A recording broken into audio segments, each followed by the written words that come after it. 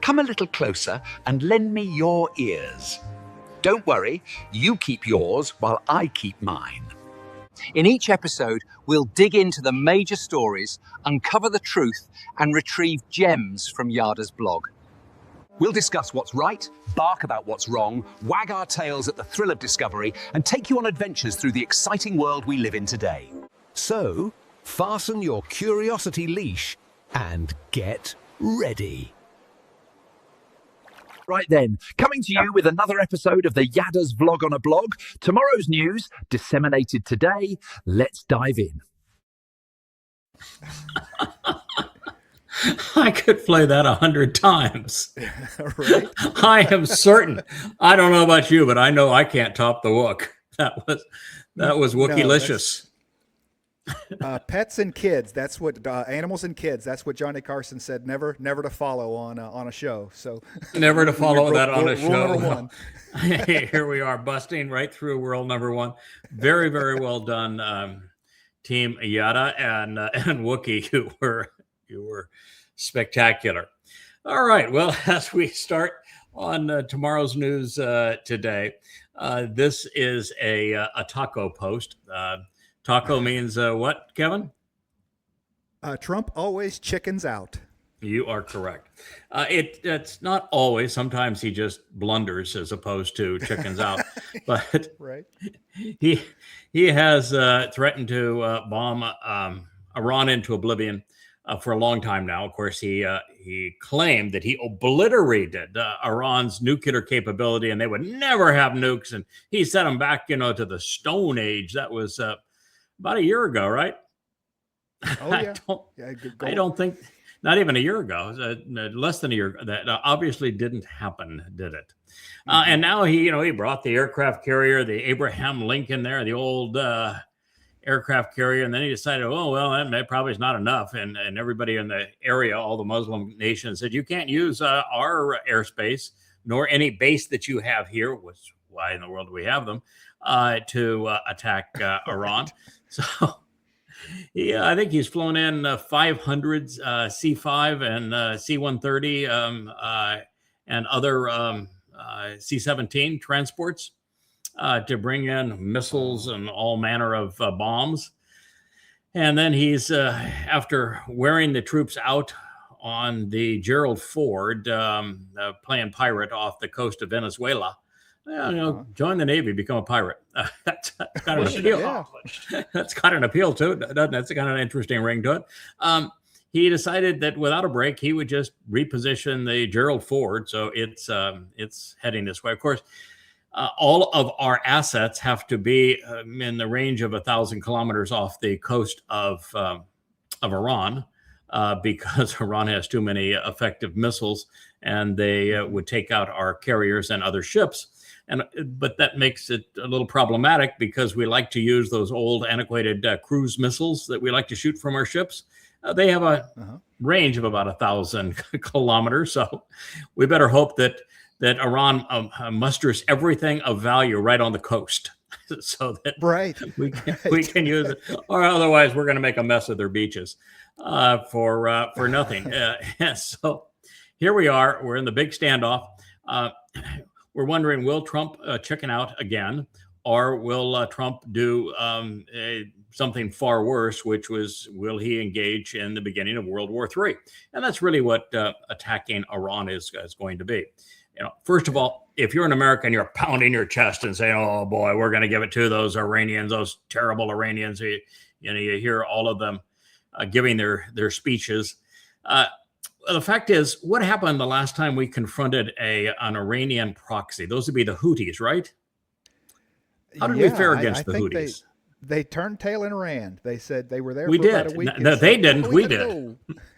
Yeah, we got to go. We're gonna leave. What we did is we declared victory and departed the scene. It's called a strategic.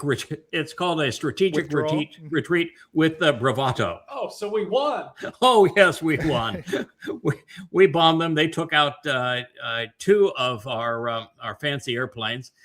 They damaged a ship. They took out a couple or 3 of our really, really fancy drones. We made no difference whatsoever in Houthiville. And then we said, this isn't very much fun. We've spent billions and billions of dollars. We haven't made a dent in anything. They're shooting at us. And they're bringing down our airplanes and our drones, and they're attacking our ships, and we can't seem to make a difference. I think it's time to declare victory and retreat, which we did. So if you can't beat the Houthis, how in the heck are you going to beat the Iranians? Well, has anybody thought this thing through? Yeah, anybody thought this thing? Oh, yeah, I know he is wearing. Netanyahu chomps at the bit because Netanyahu needs war. If it wasn't for war, he wouldn't be prime minister of Israel anymore, because everything he has done over the last 5 years has been a disaster for that country. But has anybody bothered to think through what was the primary result of Israel's and America's bombing of Iran the last time? What was the number one most important result of that ordeal? More help from China and Russia. They moved in more assets. That is the correct answer. Yep, a gold star for the man in the lower left-hand corner. There you go.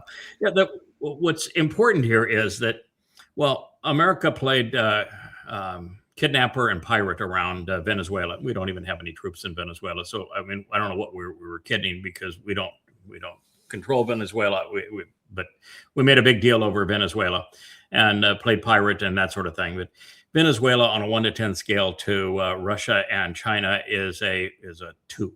They're no big deal. But Iran, Iran's like 35% of China's imported oil and gas.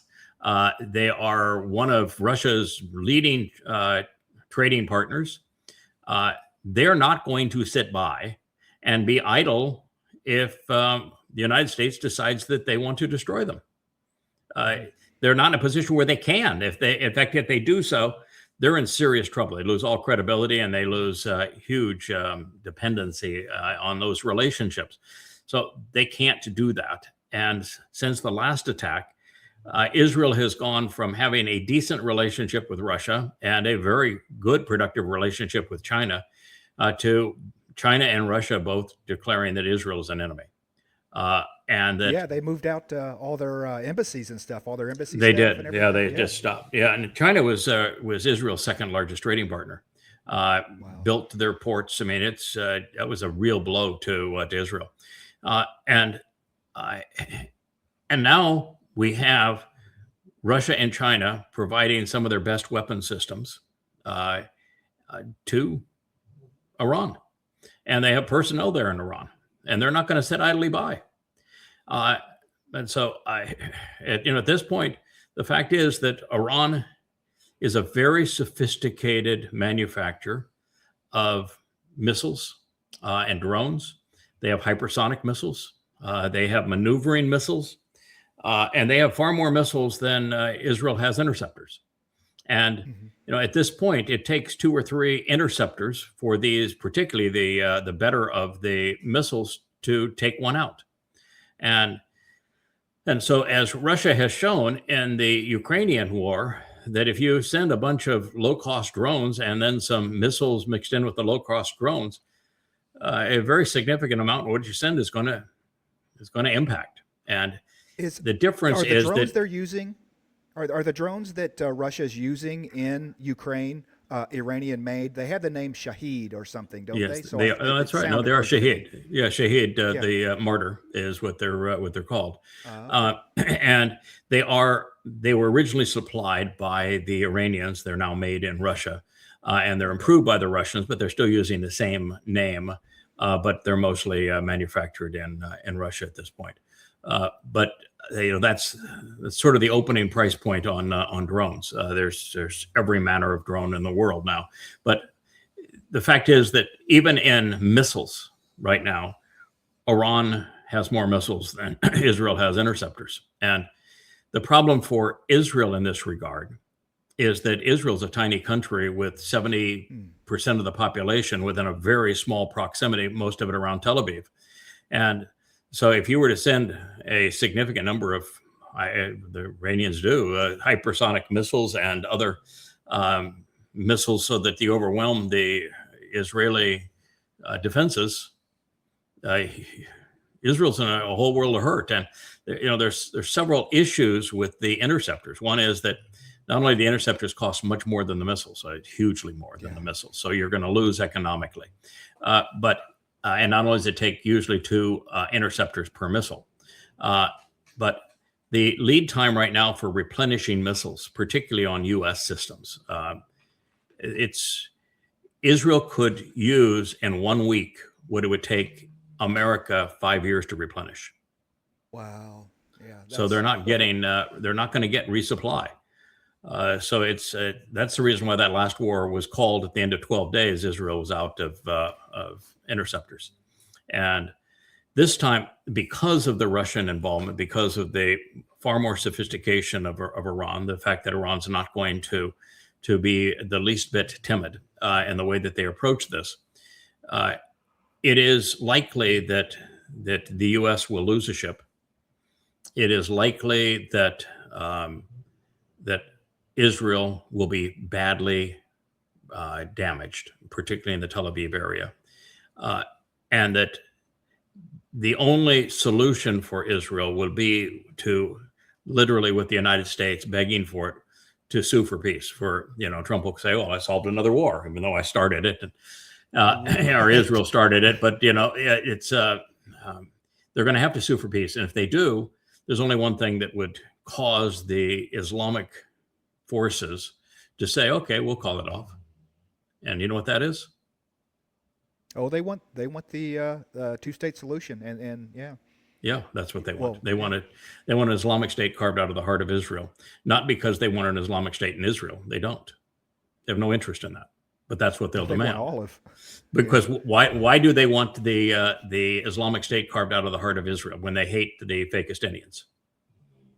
Oh, because then it's a jumping off point to take over all of Israel. That is correct. We're right there. The 2-state solution is the 1-state solution. It will solve what the Muslims would call their Jewish problem.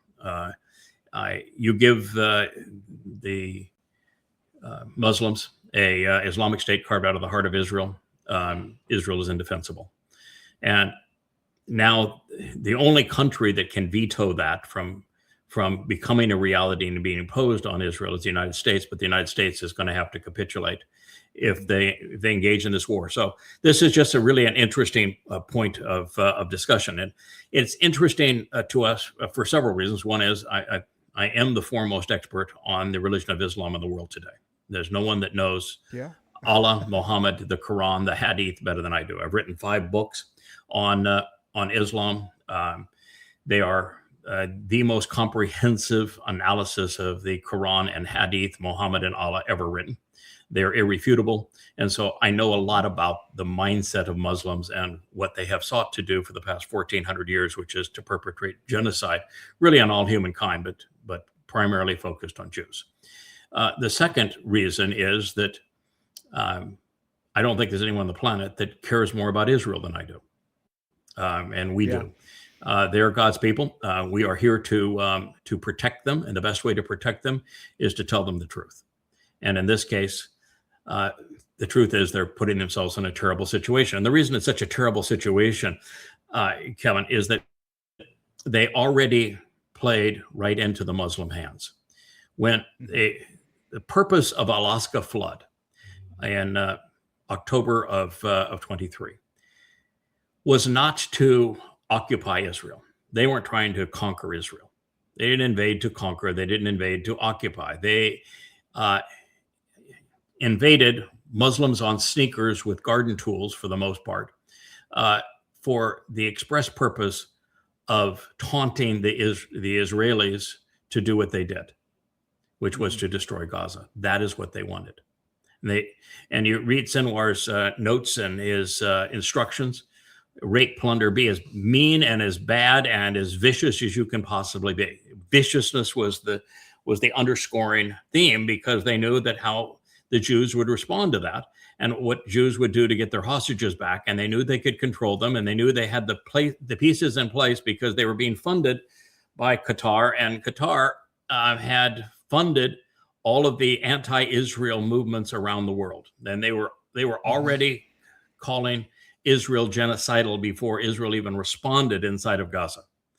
And by doing this, you have all the talking heads everywhere, mainstream media to social media, all condemning Israel as being genocidal, when in fact the situation is quite simple. All of that was designed to taunt Israel into destroying Gaza, which Israel did, which they knew would isolate Israel, such that Israel would have only one highly unreliable ally in the world, and that's Donald Trump. Yeah. And he's the great betrayer. He's the one the prophet spoke of that is specifically going to betray Israel. And they put themselves in that position as a vassal of Donald Trump. And they knew they would be totally isolated, and that America would give up on them, would be forced to give up on them to maintain the petrodollar. And so this was their play, and Israel played right into their hands and completely isolated themselves. It made the two-state solution inevitable and imminent, and now they're taunting it again with an attack on Iran. And if that attack happens, we're going to see these pieces play out this way.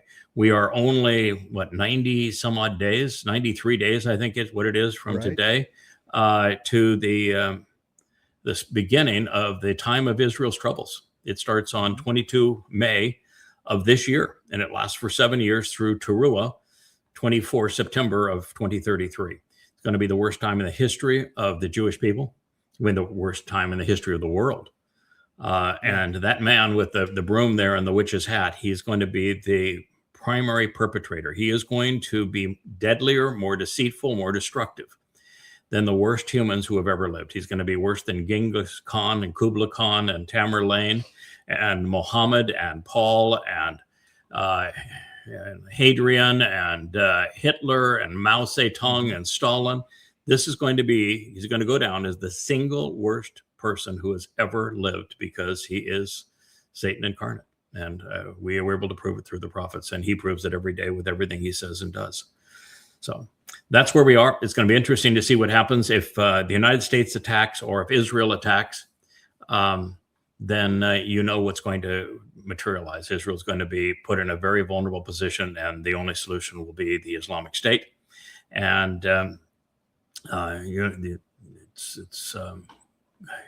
that would make it possible for the Shavuot harvest to occur in 93 days as opposed to a year from that time, because the capitulation of the heart of Israel is a prerequisite for that harvest.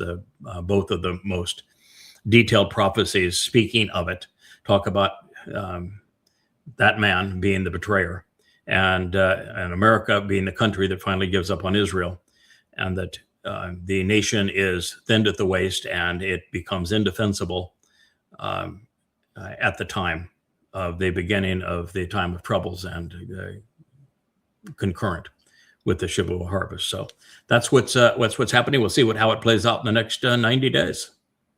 Yeah, it's interesting to me to kind of war game, or whatever you want to call it, how things go nuclear, because I think that it's unlikely that Iran is going to use nuclear weapons against Israel because of the prevailing winds. It just blows all that crap right back into Iran, and then Jordan's not going to be very happy about that. And so I think that, like you were saying, one of our ships, or one of the United States ships gets hit. I think the United States will say, okay, it's, we lost American lives in this. We've lost a large asset. We look bad. I think they'll open up nuclear strategic tactical little guys in Ukraine, or against Ukraine and Russia as a pop back. That's the only really way I see things going nuclear at this point. Yeah, I think that the nuclear exchanges, and I happen to agree with you. I don't think that when I read through prophecy that Iran's going to use a nuclear device against Israel. I think that Iran now has nuclear bombs, and I think they can deliver them, and they may deliver them against a U.S. ship. That I don't know. But I don't think they're going to use it against Israel, because Israel, while it gets badly bludgeoned, is not completely destroyed. Right. So it's unlikely, but Israel's going to get it's going to be the equivalent to that. And at this point, what the Iranians have proven is that their ballistic missiles are as effective, if not more dangerous, than a nuclear bomb would be anyway. They're more effective against Israel.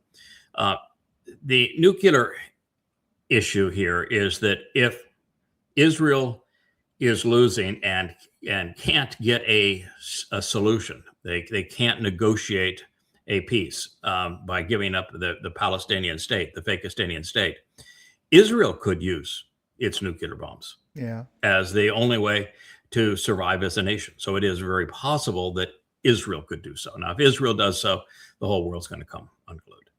Now, so that would be devastating.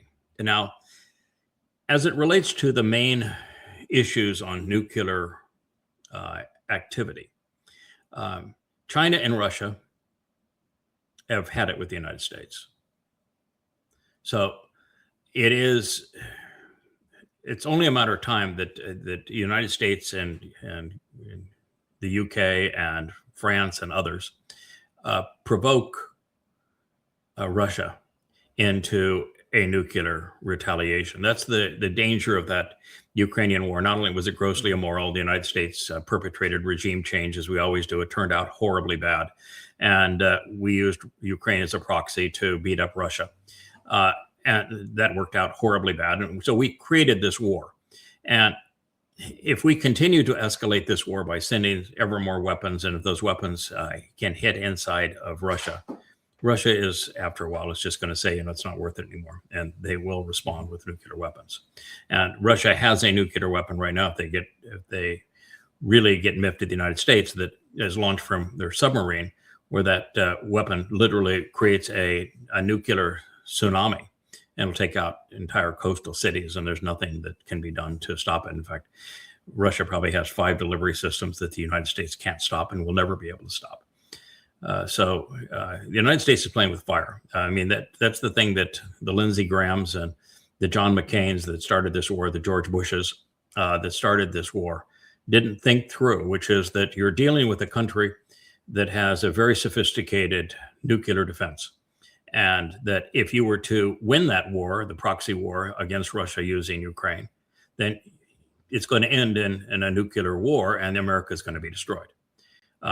And so the only positive option they could hope for, which is to win, was going to be the destruction of the United States. And if you lose, then right now, probably upwards of 2 million lives have been lost and hundreds of trillions or hundreds of billions of dollars. So it was really an idiotic thing to be pursuing, and we're still pursuing it. But those are the two most likely, I think, scenarios for a nuclear exchange. We push Russia just too hard, and Russia responds the only way it can, or Israel responds to a certain defeat with nuclear weapons. Or the third is Trump is so unstable and does so many things that are so crazy. He could ignite a nuclear confrontation with China or with Russia just because he's insane. Mm-hmm. Yeah, that's the possibility that the one that keeps you up at night, that one that comes out of the dark out of nowhere, the one that you don't even see coming. Absolutely. Yeah, well, he's total chaos. He solves, each week he says things that any other president would be impeached and be out of office for the one thing that he did. And every week he doubles down on something that's worse. And so you have a tendency to forget about what happened the previous week because he's that crazy. He's a total complete confabulator. Talk about forgetting. We're talking about a hot war in Iran right now. No one's talking about Iran protests or anything. That's just, remember? Yes. Trump said we were going to round up the bad guys. We're going to be there to help support the protesters. Yeah. And everything. Keep their names. Yeah, if they kill anybody, we'll be right there. Oh yeah. No, it was, first of all, we started those protests. Yes. The CIA and Mossad are the ones that encourage those daggone protests. And as I watched those protests, I said the same thing on Facebook and X that I've said now for the last 20 years, which is that the likelihood of successful regime change in Iran, after America's already screwed it up twice we screwed it up before the Shah, and then we replaced the Shah with the Ayatollah. That was Jimmy Carter, the peanut farmer and anti-Semite. We're the reason. The United States is the reason that Iran is in such a mess. We have perpetrated some 100 regime change operations since the end of the last World War. The CIA is the roguiest, nastiest, most immoral force on the planet. And the CIA, and working with Mossad, decided they would push for regime change, not recognizing that regime change in the Islamic world never turns out well. Look what happened with Muammar Gaddafi. Look what happened with Saddam Hussein. Look what happened with the Northern Alliance and getting replaced by the Taliban in Afghanistan. No matter where you go, look what happened in Syria. You got rid of Assad and you got the Islamic State. It never works in an Islamic country. And so what they were pushing for had no chance of success, and a lot of people got killed. And I keep on saying the same thing. You've got issues in Iran that won't allow for this to be a success. One is that there's no unifying force of the protesters.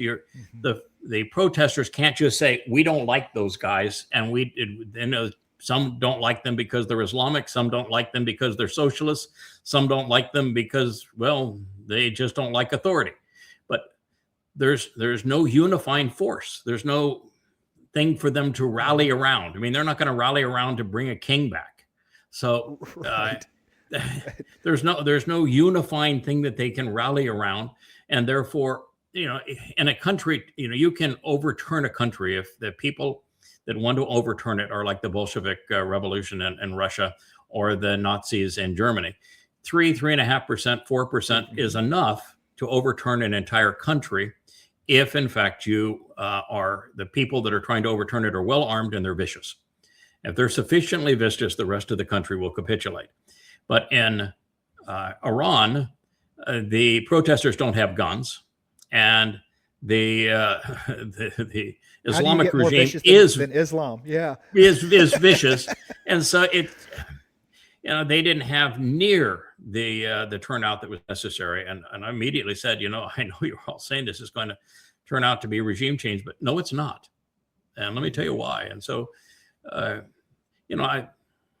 not bragging here, but I'm just trying to help people have a better understanding of what they should be listening to here, is that over the last 20 years, I probably issued upwards of 1,000 predictions of what's going to happen in the future. Mm-hmm. I've never been wrong. Yeah. So it's something to consider here.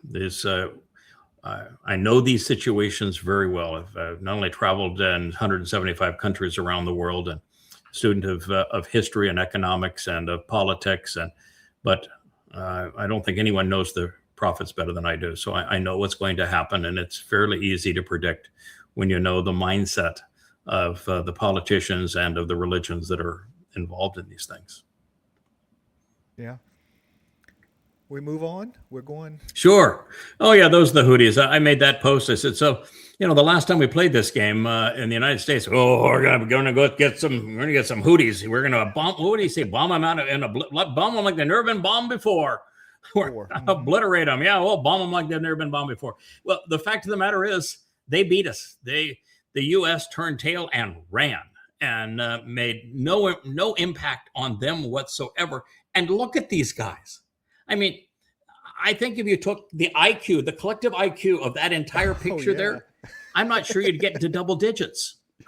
Right. It's tough to bomb somebody back to the Stone Age when that's home, When that's home, and that's comfortable for them. They would say thank you. Yeah. Very nice. I appreciate that.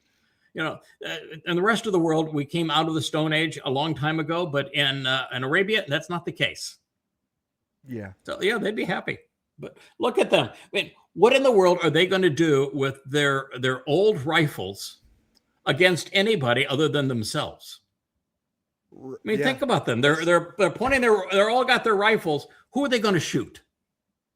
There's 2 Kalashnikovs in that shot, but the rest of them are I don't even think they're semi-automatics. They're old single shot M1s or something. It's I'm like, nice rifle, but still. And we lost to them. Well, the U.S. did. Yeah. I'm a former American, so I use the term "we" a lot. I'm an expat now, so, but I Well, a still lot, yeah. by habit. What you got there next, there, Kevin? Oh, this is it's kind of a screenshot of the YAHOWAH.com website. It's YAHOWAH.com, and I just wanted to take a minute because there's just so much there. There's the books offer 35 books, all free.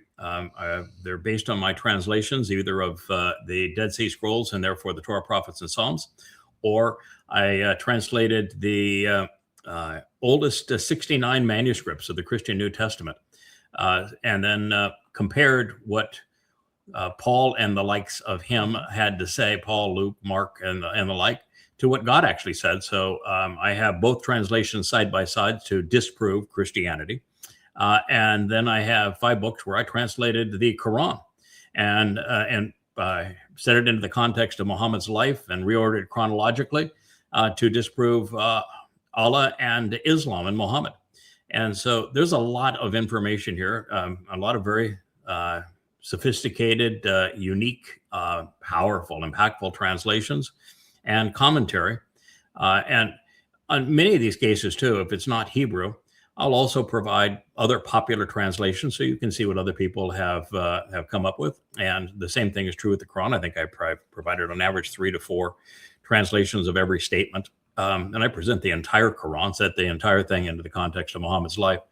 And then, the series introduction to God, where I actually come up with proof that God's name is pronounced Yahweh, and have determined that Jesus never existed, that David is the actual Messiah, Son of God.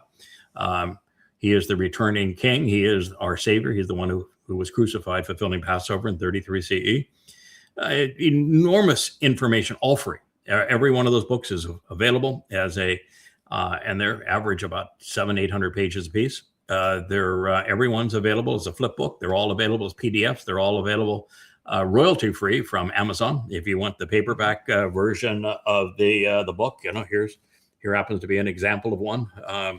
35 of these books, and then in addition to the books, we have now a translation index, and the translation, you click on any book and you can go right to a single passage or a single chapter, and it will present every translation of every verse within that chapter. And you can see them side by side, and you can actually click on the words and go to a definition of the words that were used. But also you can click on the hyperlink that for each of those translations, and it'll take you to the flip book where that translation is presented with all of the introduction and commentary and insights that can be derived from it. Very powerful. The glossary's in there. The glossary's in there now. So if you don't know how to spell something, you want to look up words close to it, around it, and like it, you can just scroll through the glossary. Yep. I'm working on presentation. Joe, who is the technologist that are doing this, and are working on a plan that does something that Hebrew is really tough in this regard, because Hebrew has 2 letters that are presented typically by an apostrophe, and scholastically they were presented pedantically by a closed and an open quote. But the problem with that is that all of the online tools that can be used to create a glossary or to link to now use just a vertical quote, and they don't distinguish between the open and closed, so you don't have a distinction between the aleph and the ain. And so when I wrote all of these, I didn't see there was a need for that. And also I knew that Word does not treat things like quotes well. It makes assumptions and changes them based upon what it thinks you want to do. And so now I'm going back, and I'm actually using a superscript of the original Paleo-Hebrew aleph, which is a ram's and bull's head, and the ain, which is an I, and I'm using it as a superscript to show what letter is actually there. And now that we know that, we're finding ways to key to lexicons that actually make a distinction between the aleph and the ain, so that we'll have a far more functional glossary when when all that is done. So that's the part we're working on now. We have a whole section of just for music, because the music that is being written now is just so inspiring. It's uplifting. The lyrics are spectacular. It's one of the most effective tools that we have. There's a whole now page of songs. We're working today, and it's good music. It's good music. It's good music with great lyrics and beautiful graphics to support them. And I think right now there's another song that'll be published where the graphics have been done. I think you're working on the transitions as the final stage in that, and then we'll have another one, and then there's I think 4 more in the pipeline. There's actually 3 that are reggae that are just breathtaking. They're so good. And so we'll work on the graphics for those too. So the music is really stout. But now my favorite part of what we're doing are the invitations, particularly the animated invitations that are being produced by the team. And there's such a wonderful part of this expression of calling people back to Yahweh that I want them presented first and foremost on the homepage, and then to have a whole page of them. So I'm working out a plan that will take them from the Facebook page, for example, and automatically populate a page on the site for them. We now have a lovely timeline that's graphically and beautifully presented, got rid of all the clutter, and tells you all the important dates over the last 6,000 years and what's going to happen over the next 7 years. So it's a very effective. The Shabuah countdown clock is at the very top. So if you ever absolutely, so you know how much time we have left. Yes, right. Yeah. So I check it from time to time. I think we have 93 days. Right. Not a lot of time to get stuff done. So anyway, it's a marvelous site. YAHOWAH.com. There is no you'll find there's no donate to us button. There's no signing up for anything. You can come and go. You're completely anonymous. We do not track you. No secret We do not password? ask for anything from you. You cannot make a donation. We don't ask for anything. The books are totally free. Everything is free. And it also has this blog, which is a picture and words. They're automatically populated from our social media pages, so you can see what we're saying about the news. And it has our blog, which we produce 1 or 2 shows every day, at least 5 days a week, that are like this and others on the books that I've written, and like this one on our posts. And you can click on any of them. You don't even leave the site, and yet you're getting all the benefit of YouTube and the streaming capability of a YouTube, which is spectacular, without ever having to leave the site for the vlogs. And then there's a link to all of our social media accounts, because we're everywhere. I think we're 15 or 20 different locations now in social media. So it's all available for you. It's a beautiful site, and very robust and getting better every day. And you should capitalize on it.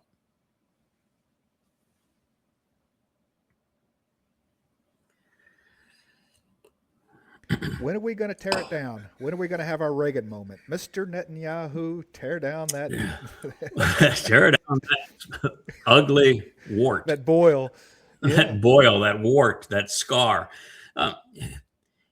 The post, when people talk about this, would say, that's the 3rd holiest site in Islam. You got to be careful. You got to be respectful of that. It's the 3rd holiest site in Islam. That's because people are universally ignorant.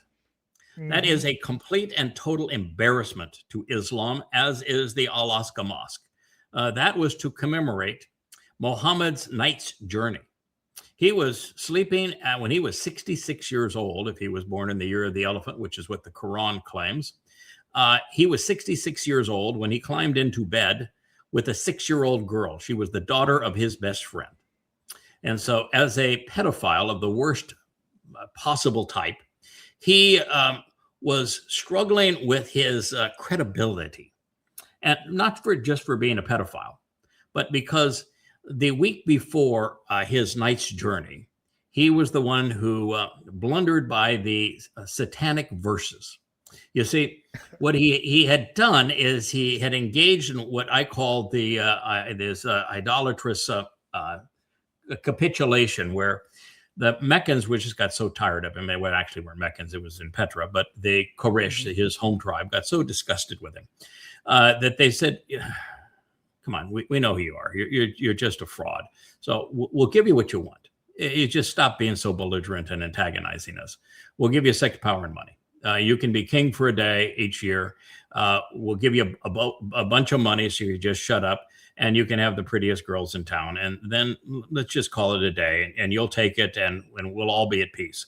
And he did. He accepted the deal. The deal was that if he did that because the Kaaba was a meal ticket, that people would come in and they'd water their camels and dust off their rock gods. And, it was a place you could store whatever your favorite rock god was. You could put it in the Kaaba, and it's 365 of them. So there's a lot of rock gods there that you could water and feed and take care of. And they said, so, our three primary gods, Allah wasn't, it was not even an honorable mention in the Kaaba.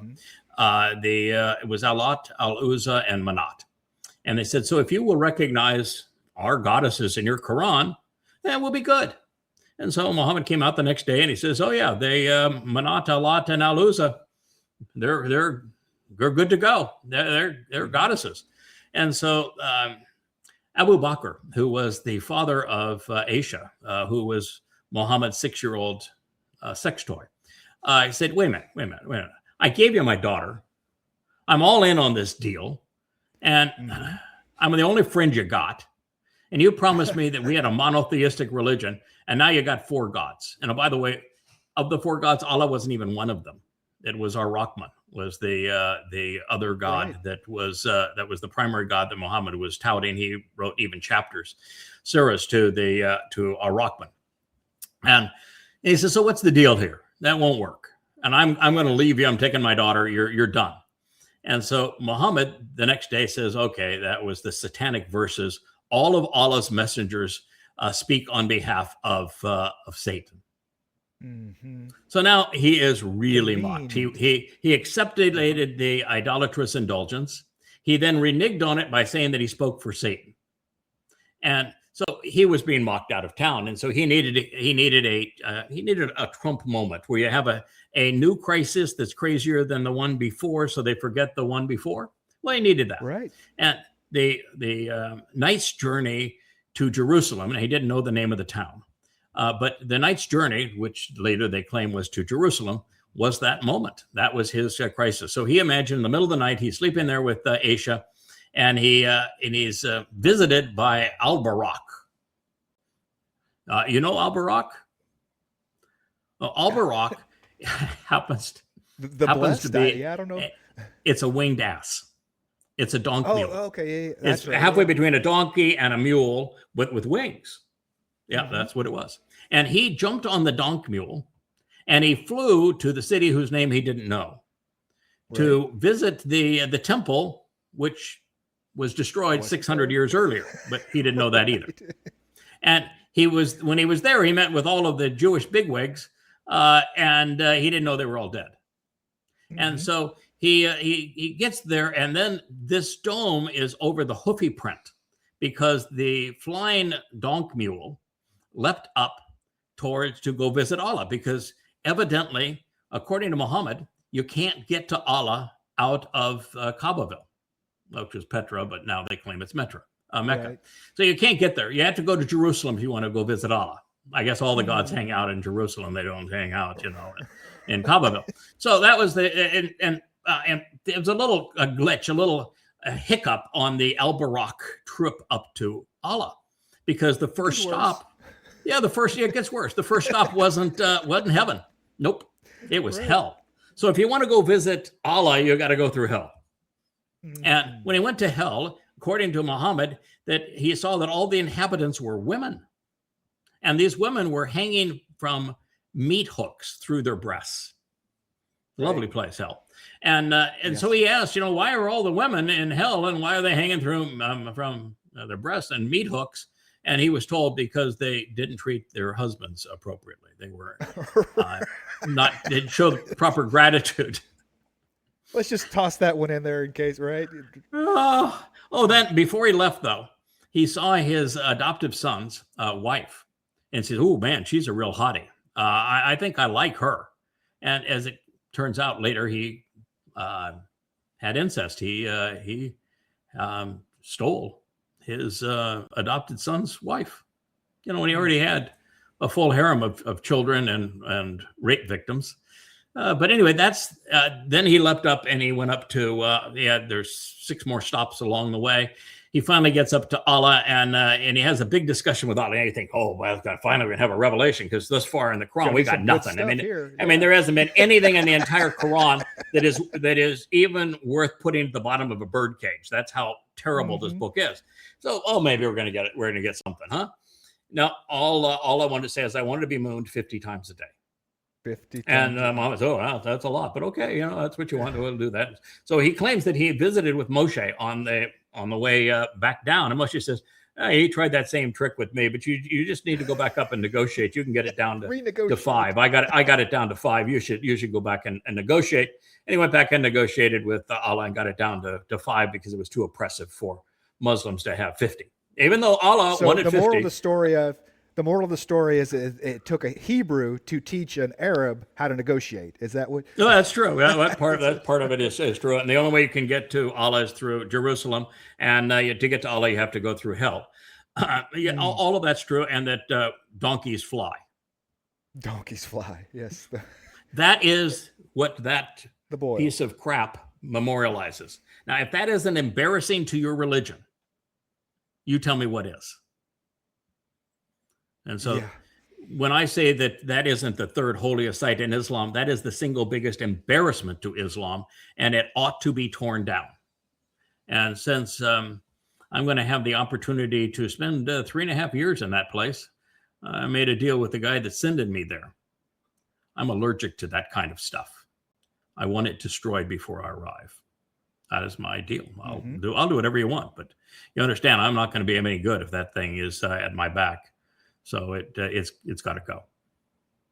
So Israel, you can man up and take it out now and get credit for it, or we'll take care of it later. Your call. Yeah. But you know what I would have done on Alaska flood 1.0 when it occurred on 10/7 of 23 is I would have said to the Muslims, I'm going to cut your deal here. You took 250 women and children, men. They're all back tomorrow, and I'll let that dome stay. If they're not back tomorrow, I'm going to blow it up. And I'm going to give you then. I'm serious. Then I'm going to give you another day to return them, or I'm going to blow up Al-Aqsa Mosque. And if they're not back in 2 days, I'm going to blow up Al-Aqsa Mosque and then do it.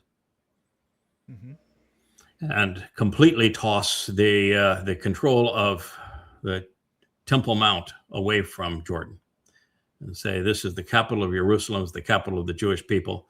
Your piece of crap doesn't belong here. Goodbye. It's gone. That's what I would have done.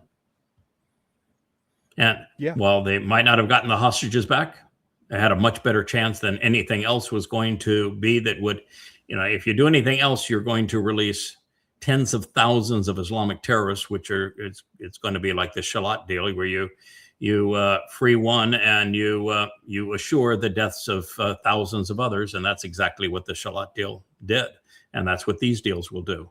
So that was the only way to avoid that kind of deal, and I would have done that. Yeah, as Israel, the world hates you already. The world is against you already. It's not like they can get more animosity towards you for destroying this historic site or whatever you want to call it. Yeah, pick the thing up and plop it down in Gaza. I want my hostages back. And if they don't, here's the next piece. Oh, but this is the threat, Kevin. You haven't thought about this.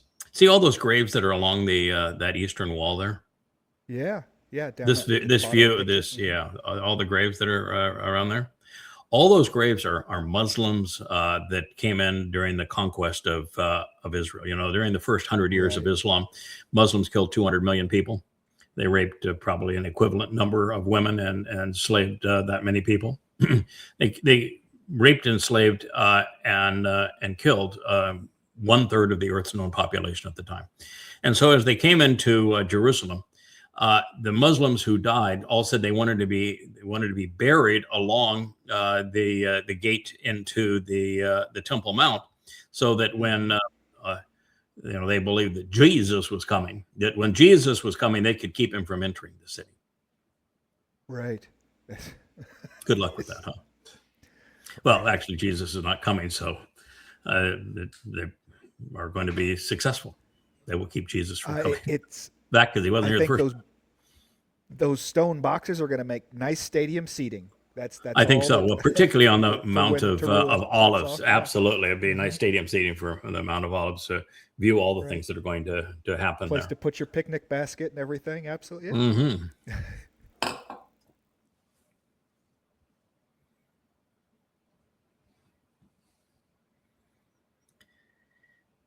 Oh, goodness. This is... Jews. we're an on equal. Jews. We're an equal. We're equal religious hater. Mhm. So we don't really have a significant prejudice. I am opposed to and have proven Christianity wrong, Islam wrong, and Judaism wrong.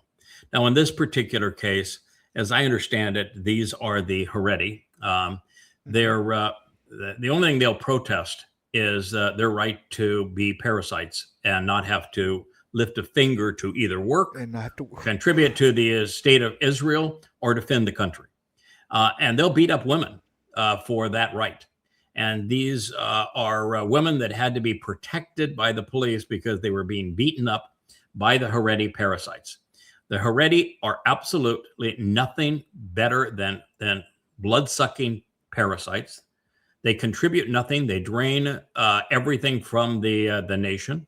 They don't work. They don't serve. They have absolutely no value. And Israel is so badly damaged by these people.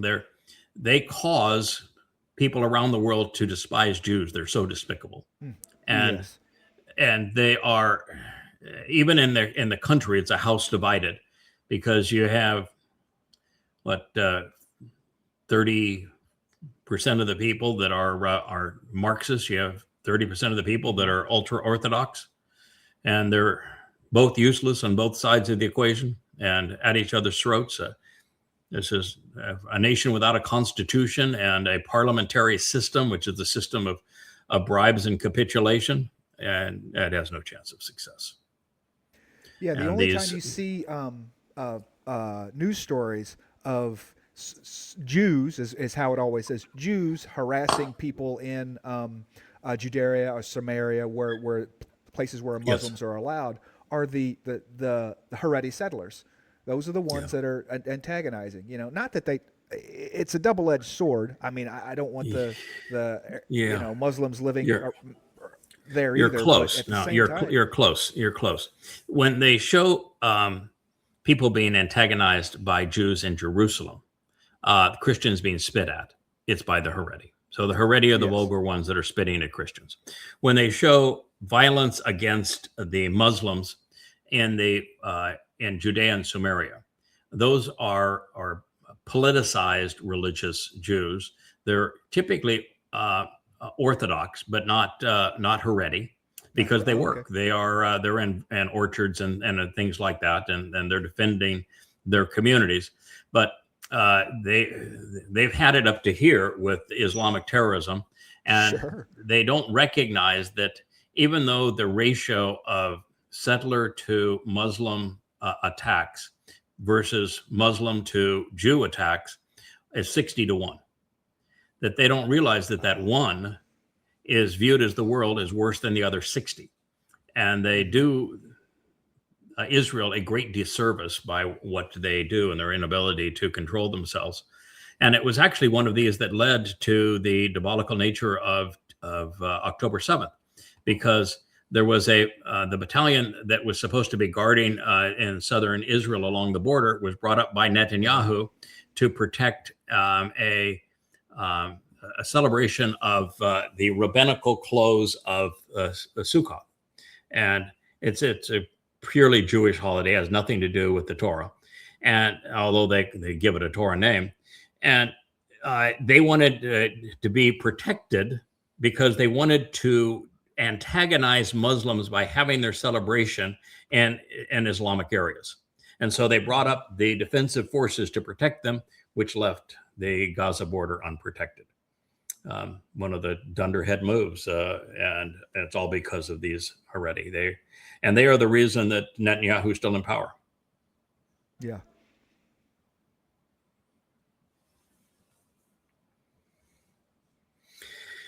The reason I showed this is that, well, yeah, I love the, social media says, don't forget this. Take advantage of it. It's today.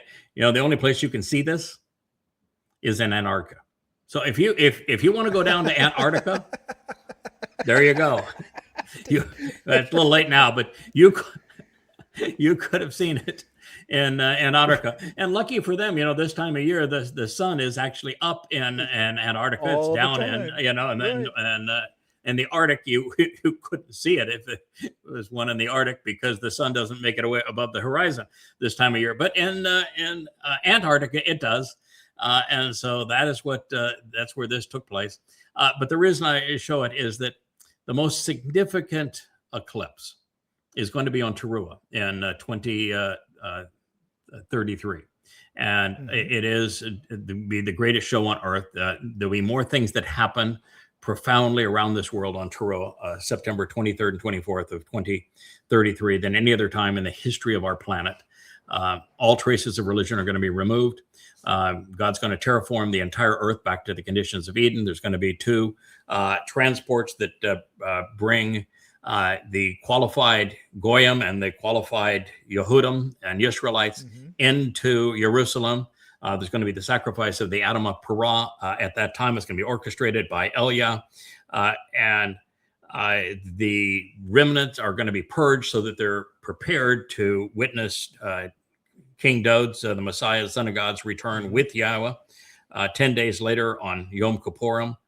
It's just going to be the most magnificent time in the world, and it's going to be set off and introduced by a solar eclipse. It's the one time where the moon, rather than reflecting the sun's light, the moon's the big deal, because it's the lesser luminary doing his thing on behalf of the greater luminary, Dode and Yada.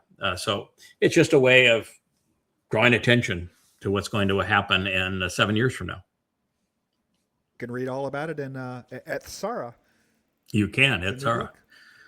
That is correct, and also in Harvest. Katsir Harvest has quite the explanation what's going to happen on those 2 days, Shavuot and Taruw'ah. Oh, I'm so tired of this. But Jews want to have the world believe that their enemy is Hamas. Hamas is simply a symptom of Islam. Hamas didn't declare war on Israel. Hamas didn't start this war, not even by a billion extent. Hamas did not. The minority of those who came across the border were wearing tenny rompers and carrying garden tools. They were on foot. They weren't Hamas. They didn't have their Hamas-issued headband, the green headband. No, right. or the automatic rifles or the unis none of it. The vast majority were just run-of-the-mill Muslims. Hamas is a terrible organization, but they weren't the cause of it. They weren't the one who started the war. Islam started this war 1,400 years ago. And if you don't know that, shame on you. But they started the war because rabbis started mocking Muhammad. And they started mocking Muhammad because rabbis ever trying to make a buck sold Muhammad the Talmud readings that he used to make the Quran appear religious. If they hadn't done that, the Quran would be less known today than the religious texts of Genghis Khan. Genghis Khan had his own religious text, and he was a far more effective. Oh, yeah, absolutely. Genghis Khan had realized that religion is a powerful force. And so, yeah, he had his own religious text. And he built an empire that was, all Muhammad did was conquer small portions of Central Arabia where no one lived. But Genghis Khan conquered most of the known world. He had the ultimate empire. And so Muhammad would be an asterisk. It wouldn't even be known to history had rabbis not sold him Talmud readings, because he used those Talmud readings to claim that they came from Allah, twisted them to serve his situation. And that's what made the Quran seem like a religious book. And they were all purchased from the rabbis. And it's overwhelming evidence for this in the Quran and the Talmud. Not in the Quran and the Talmud, but the Quran and the Hadith. And then you can compare stories of the Talmud that made the entire story would be a surah in the Quran. They just took it, plopped it right in. And almost all of the important stories and myths in the Quran that are repeated are all the Talmudic interpretations by the rabbis. And so the evidence is overwhelming. It cannot be rationally denied.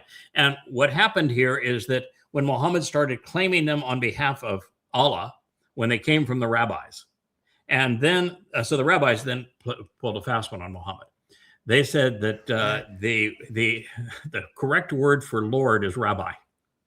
And so throughout the Quran, the most common reference to Allah is rabbi, because rabbis told him that was the right term.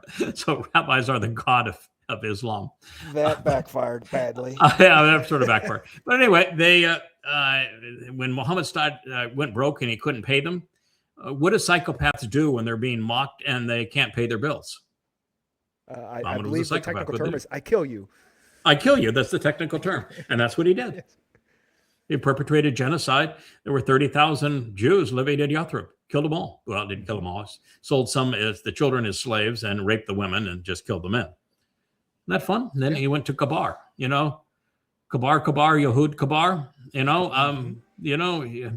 He went to Kabar, and Kabar was the dress rehearsal for what happened on October 7th. Exact same thing. Farming communities early in the morning, rape, plunder, arson, murder.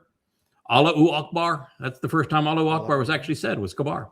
Right. So it's Islam that declared war on Jews, and they did it because of the rabbinical malfeasance. Rabbis were stupid.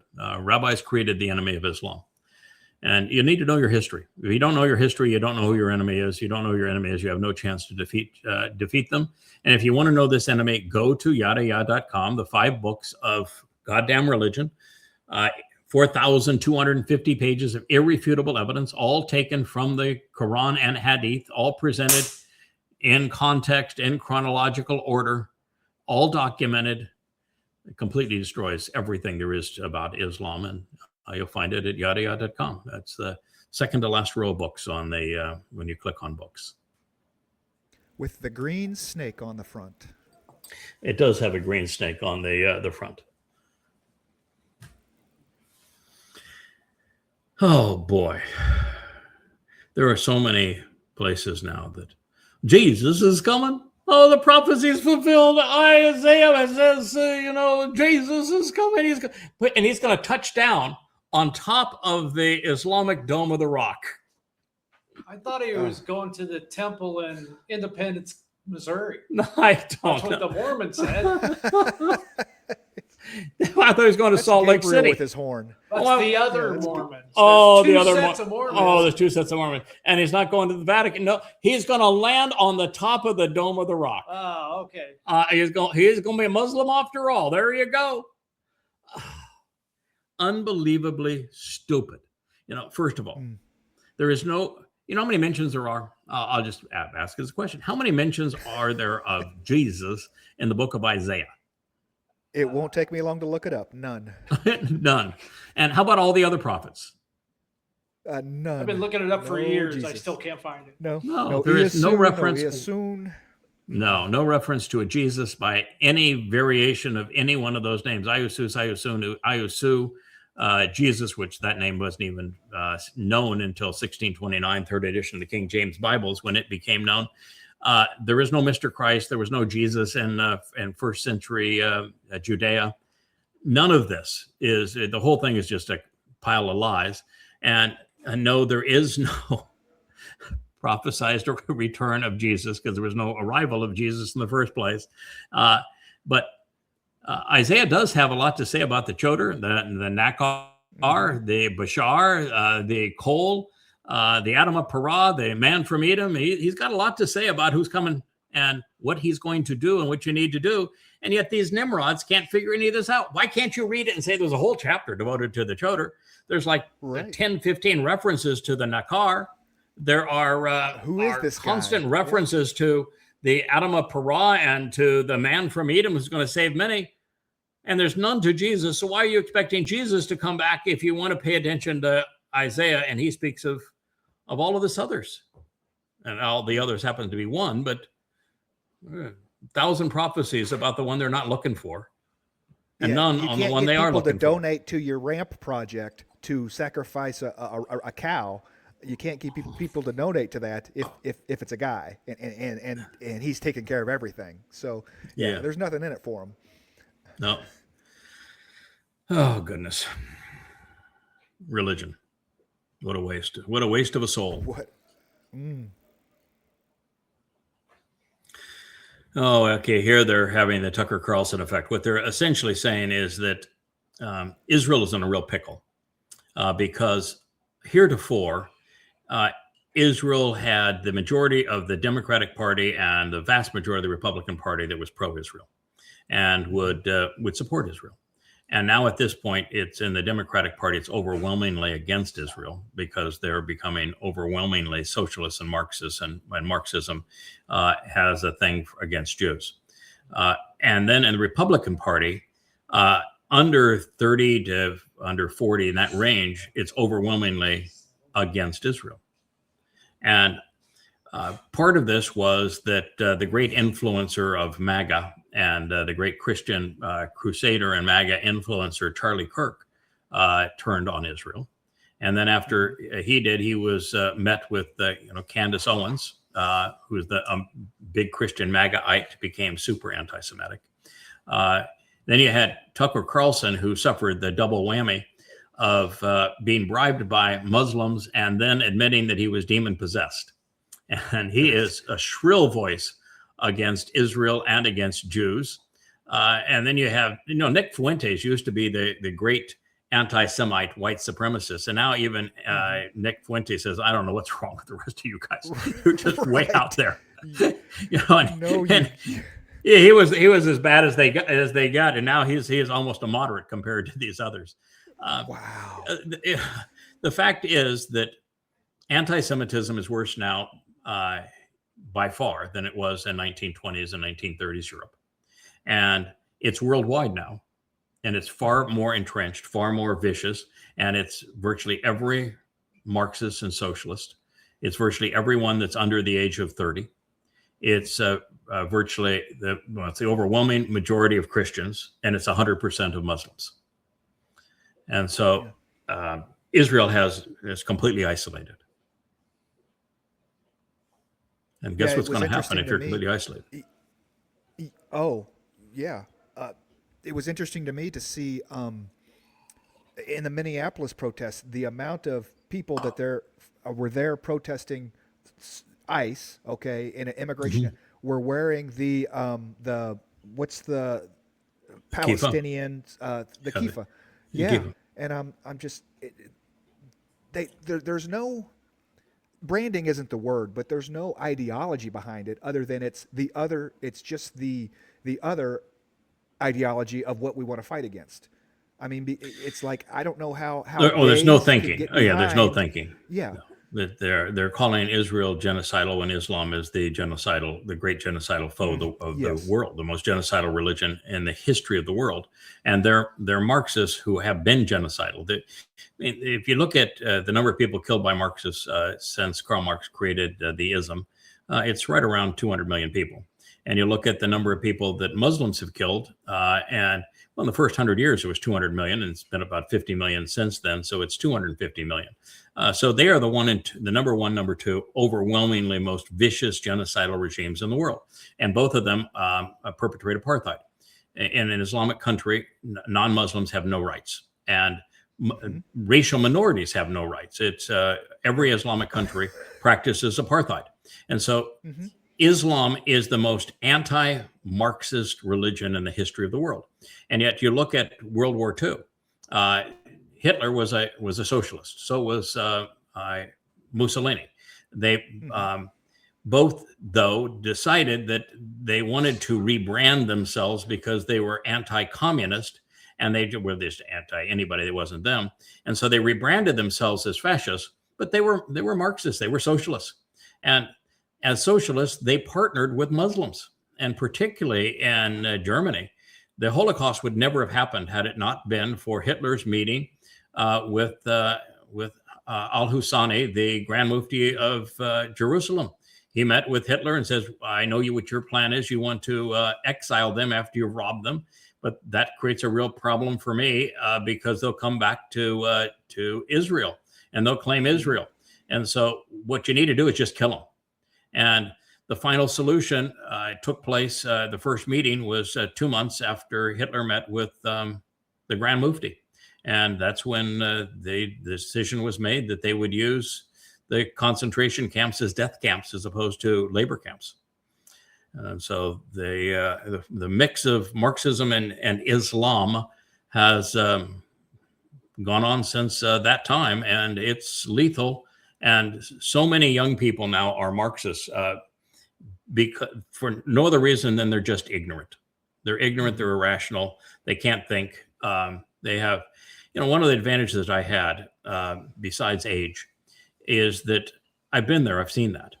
I was in Russia when it was communist, and many times in Russia when it's communist. I know what a communist country is like.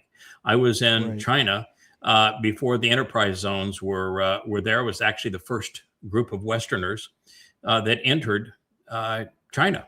It was such a phenomenon that we'd walk down the middle of the street and there'd be 10 million Chinese that would just try to get a look at us. They had never seen a Caucasian face. I've seen these countries. I've been through all through the Iron Curtain countries, and I've studied economics. And so I know this beast, and they're unable to make the comparison between East and West Germany, and they won't make the comparison between North and South Korea. So they don't know that the difference between what Taiwan was and what China was. And so they don't know that when you consolidate power, and you make larger gangs, that humanity always becomes more belligerent and worse. Yeah. And everyone loses because there is far less productivity because there's no incentive. And there is far more control because you have one institution deciding what everyone can think, believe, or do. You have no freedom of any kind, and you have no prosperity. And they're not smart enough to recognize that all they know is that they're super rich people and they're not super rich and they don't want to work and they just want what the others have earned. And they're not smart enough to recognize that if they were to confiscate 100% of what every rich person had, it wouldn't last them a week. And then there'd be nothing. Yeah. No jobs. Well, they don't want to work. So there is no job. Yeah. No, the only job they want is to be an influencer.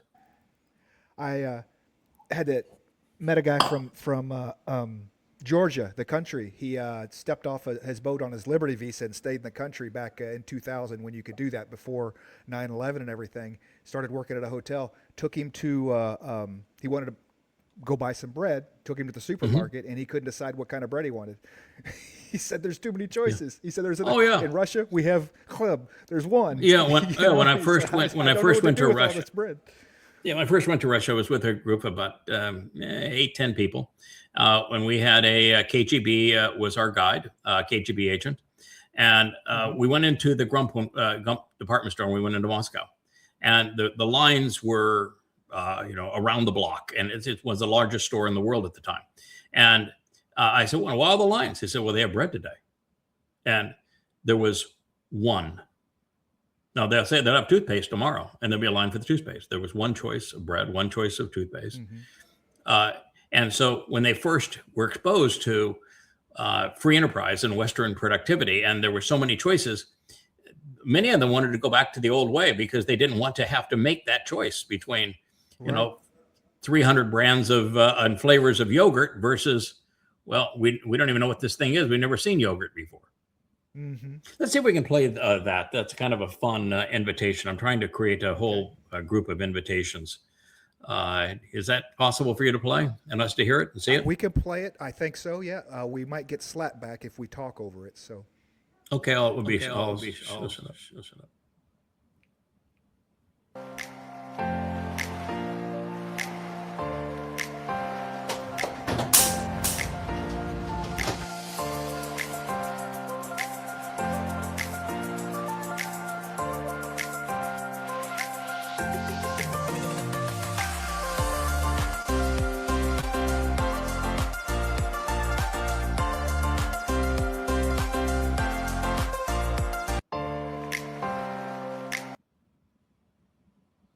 Pretty good, huh?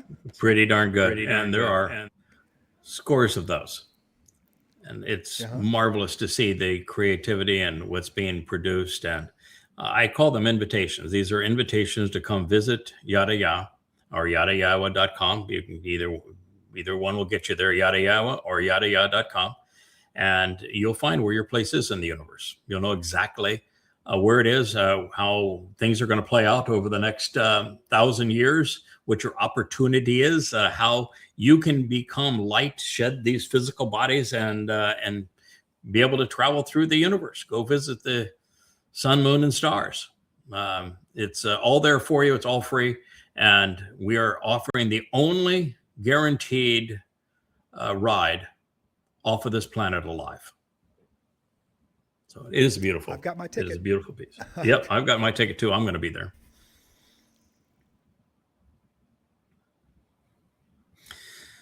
So do you ever wonder why Muslims hate dogs? Because they do. Right, yeah. Okay, the reason. When Muhammad was thrown out of Kaabaville, it was actually Petra, but they believe now it's Mecca. I mean, they've been fooled into believing that it's Mecca, but it's Kaabaville, which is Petra. When he was laughed out of town after the satanic verses and then the Knight's Journey. The Knight's Journey was the one that really did it to him. You know, flying asses.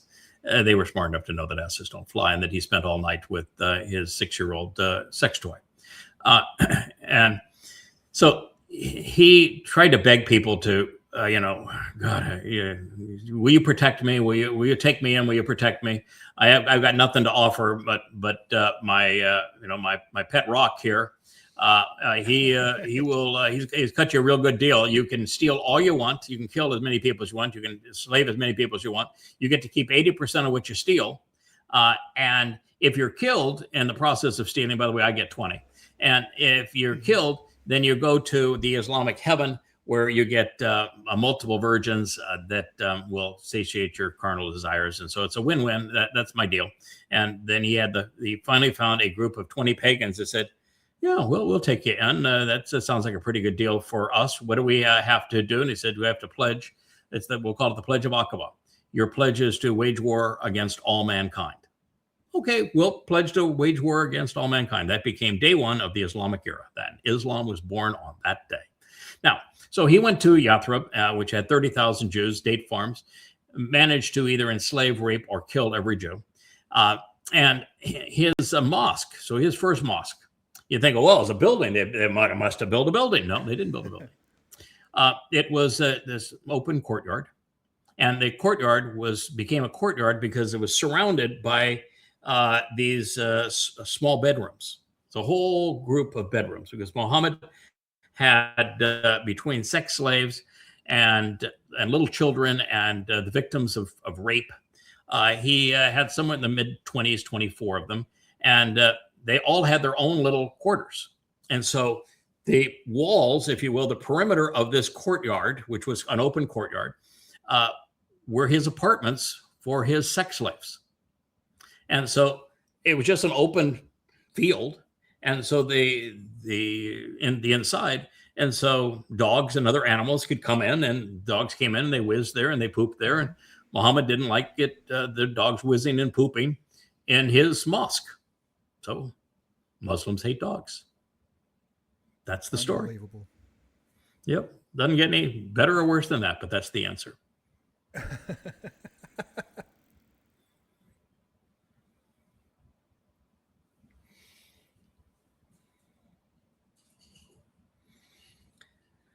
Okay, well. Yeah, well. Muslims are headed to I guess Ramadan, and it just you just want to blow your brains out and say, how could you be so stupid? You know how a Ramadan became an Islamic holiday? It's hot. I don't know. No, okay. Muhammad spent his midlife chasing off after demons and in the pagan religion surrounding the hills of Petra. And he would spend sometimes weeks out there being religious. And the spirits that he was chasing all lived in caves. They were very superstitious with demons and the like. And so he was out in the month of Ramadan, being religious, and the pagan religion of the area, not very sophisticated, but the jinns were the demons. And he was out fasting among them in a cave.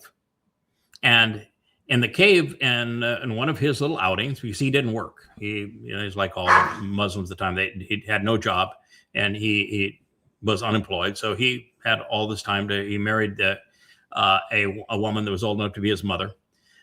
So she could support him, and he went off and he was being religious in these caves. And one night in a cave, a spirit came and beat the living shit out of him, beat him up big time, and left him so battered. And then the spirits told him to read, and he said, "But I'm illiterate. I can't read." Read, and pressed him again and beat him up. And he said, "I can't read." Read. What do you want me to read? And he said, "Well, that the man was created from a coagulated clot of blood, and this is what the pen had to say." And it was the dumbest thing ever. Mm-hmm. And that was the first recital for the Quran. It's I think tucked away somewhere in the 96th surah. The Quran is such a jumbled mess. And Muhammad, beat all up by this spirit, kind of a Paul experience on the road to Damascus, where, Paul became blind and lame. So he was up there in the hills, and his first thought was, this has been really bad. I have been demon possessed. I'm just going to commit suicide. That'd be the best plan. I'm going to throw myself out off this ledge, but he didn't have the guts to do it. So he ended up running home to his mother/wife and said, "I've been demon possessed. I'm feared for my life." And she's the one that conceived Islam. She says, no. Listen, I've invested too much money in you. You're not going to embarrass me this way. You were out there meeting with God, and you're going to be the spokesperson for God. I don't give a crap about this demon possession stuff. And that's how Islam was born. Now, the reason it floats around the calendar is because Muhammad was so stupid that every culture for 3,000, 4,000 years prior to Muhammad knew that the lunar year was 254 days, and that the solar year was 365 days. And so the only way you could keep time and keep this lunar year on track with the solar year is that every 2 to 3 years you have to add a month, intercalendary month. And if you do that, I think it's 13 out of 19 years that it totals 365 and a quarter days. It works out beautifully. And people have been doing that for 4,000 years before Muhammad, but Muhammad was really stupid. So he said that the intercalendary month was satanic and that Allah forbids it. So the Islamic year just spins right on around, the solar year, and that's just part of the stupidity of the religion. Yeah, I thought Ramadan translated to like scorching heat or something, and so it always made me wonder why it could be Ramadan in March, or it was supposed to be the hottest month. But yeah, when Muhammad was just a idiot in Kaabaville, they were even in Arabia, and this was Petra, so that. Petra used to be quite a place. The Nabateans had built it, and with their watering systems it was the perfect place for people coming up. A perfect location too. If you were traveling up through the Red Sea and then the Gulf of Aqaba, you could reach the tip, and then directly from that tip you'd go up through the Grand Rift Valley up, and then you would go to the Mediterranean. And this was the best watering hole because of the aqueducts they had built for it, and it was this gorgeous city they built into the rose-colored. I don't think it was limestone there, but sandstone, and so it was a beautiful city. But about 300 years before Muhammad's birth, they had a terrible earthquake, destroyed the aqueduct, and The Nabateans left it. The Romans who had occupied it left it, and it was kind of a vagabond home for dropouts and left outs that would live among the rubble, and that's where Muhammad was born, and that's what he fought over. But still, they would have known, and they would have observed a normal calendar. With the intercalendary month, and their months would not have wrapped around the year. In Hebrew, they had a different system for doing this that works the same way, which is the year begins with the first crescent of the light on the moon closest to the vernal equinox. That's when barley, the winter barley crop, would be green and still receptive and growing in the head. And so it's the first sliver of the moon closest to that barley crop, which is effectively the new moon, that first light of the moon, nearest the vernal equinox. And so if you do that, you're going to keep your year always in sync with the solar year. But Muhammad said, no, that's satanic. So he put Muslims in a place where their calendar doesn't work. So he doesn't understand it, so it's got to be satanic. Yeah. And one thing that's interesting is that Ramadan was the holy month of the pagans. The Kaaba was the shrine of the pagans for rock gods, and the Hajj was pagan. The prostration prayer was pagan. The taxes were pagan. Every pillar of Islam was practiced by the pagans. So it's a pagan religion, just under a new name. Right. And I think we're adding the submission part, submit or die, but. Well, Islam actually means submit. That's what it means, surrender, submit. Oh, I'm so bewildered that people can be this stupid. So, Elon Musk says, well, you're going to have colonies on the moon. He's gone from colonies on Mars to colonies on the moon. Do you know why he changed? He watched one of your programs and realized that he couldn't get anybody to Mars. It was a death sentence. Yeah, I think that might have been part of it. It's impossible for anybody to. I wouldn't say it's impossible to send somebody to Mars. It's nigh on impossible to send somebody to Mars to actually land on Mars and survive the landing. But it is impossible for somebody to get to Mars, land on Mars, live on Mars, and then return to Earth. That it's an absolute impossibility. Physics won't allow it. It's too toxic too. So the only place that you could visit and get off the planet is the moon. But 55 years ago with slide rules, we were a lot smarter than we are today. So we can't, with AI and our computers, we can't figure out how to get back to the moon like we once did. In fact, this Artemis mission we keep on postponing, it's not going to land on the moon. It's just going to go around the moon. And so we can't figure out how to do what we did, because the Saturn V Apollo program is really ingenious. What it did is, with one rocket, no refueling, it shed mass all the way along the way, so that every component that needed to go forward went forward. And as soon as it was done, the mass of it was shed. And we even left components on the moon.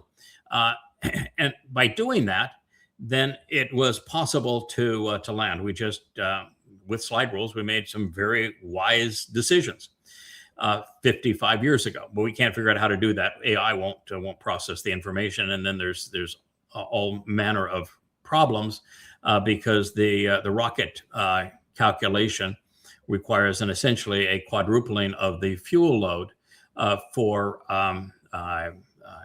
exit velocity. Elon wants his rocket back. Of an exit velocity is different, because all of Elon's SpaceX launches are to low Earth orbit. They're for satellites. They're all low Earth orbit. You're not going beyond low Earth orbit. But to go to the moon, you have to have exit velocity, and to reach that velocity with the weight of his starship, the amount of fuel is just gargantuan, and you can't then accelerate to exit velocity unless you can decelerate when you reach the moon, or you just go whoop right on by. And when you reach the moon, you have to more fuel to accelerate to leave the moon. If you land on it, you need first more to land on the moon, then you need more to leave the moon, then you need more to leave orbit of the moon, and then you need more to decelerate when you come to the Earth.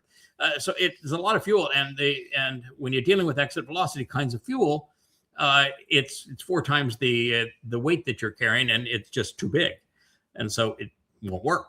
And We can't figure out how to do it. And then he shows pictures like this. So here's a picture of a moon colony, and it's the moon in the background.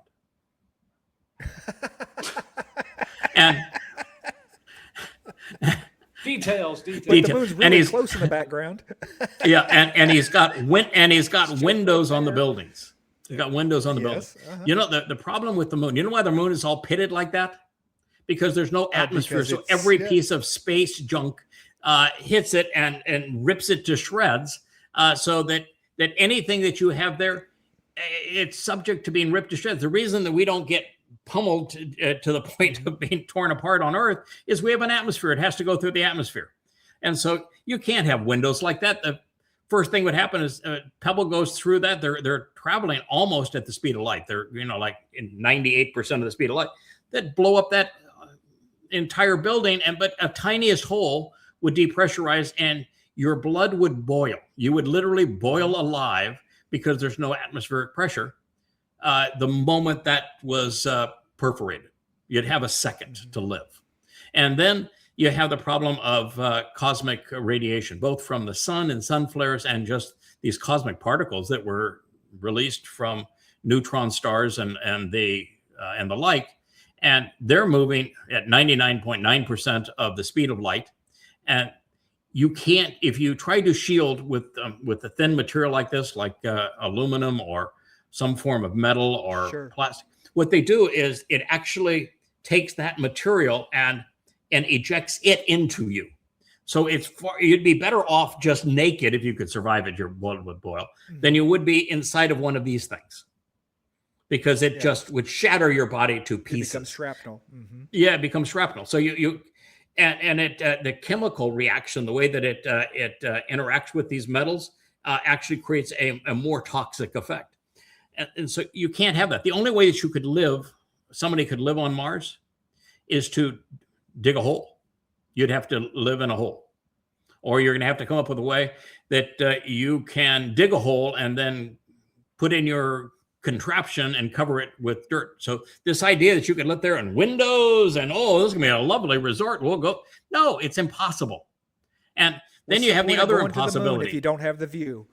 Oh yeah, and then you have the other. Yeah, might as well. That's why I said if you want to have another habitat for humanity, because you think we're going to destroy the planet, which we are, but it's not going to help you to have one. Dig a hole in the ground. You got a boring company. Dig a hole in the ground. Everything is better in that hole in the ground than it would be if you were to go off in space. And then of course you have the issue with gravity that the human body, after a year, is not coming back. You wouldn't survive on Earth. Too much decays. But you'd have to dig a hole in the ground. If you're going to dig a hole in the ground, what's the purpose of even being there? Yeah. You can't see anything. What's the purpose of even being there? So it makes zero sense to do any of this. You can't get that much material to the moon. You can't be exposed on the moon. And then you have the power issue. How are you going to power it? You can't say solar panels, because solar panels only work if you're on this side of the moon where there is light on the moon's surface.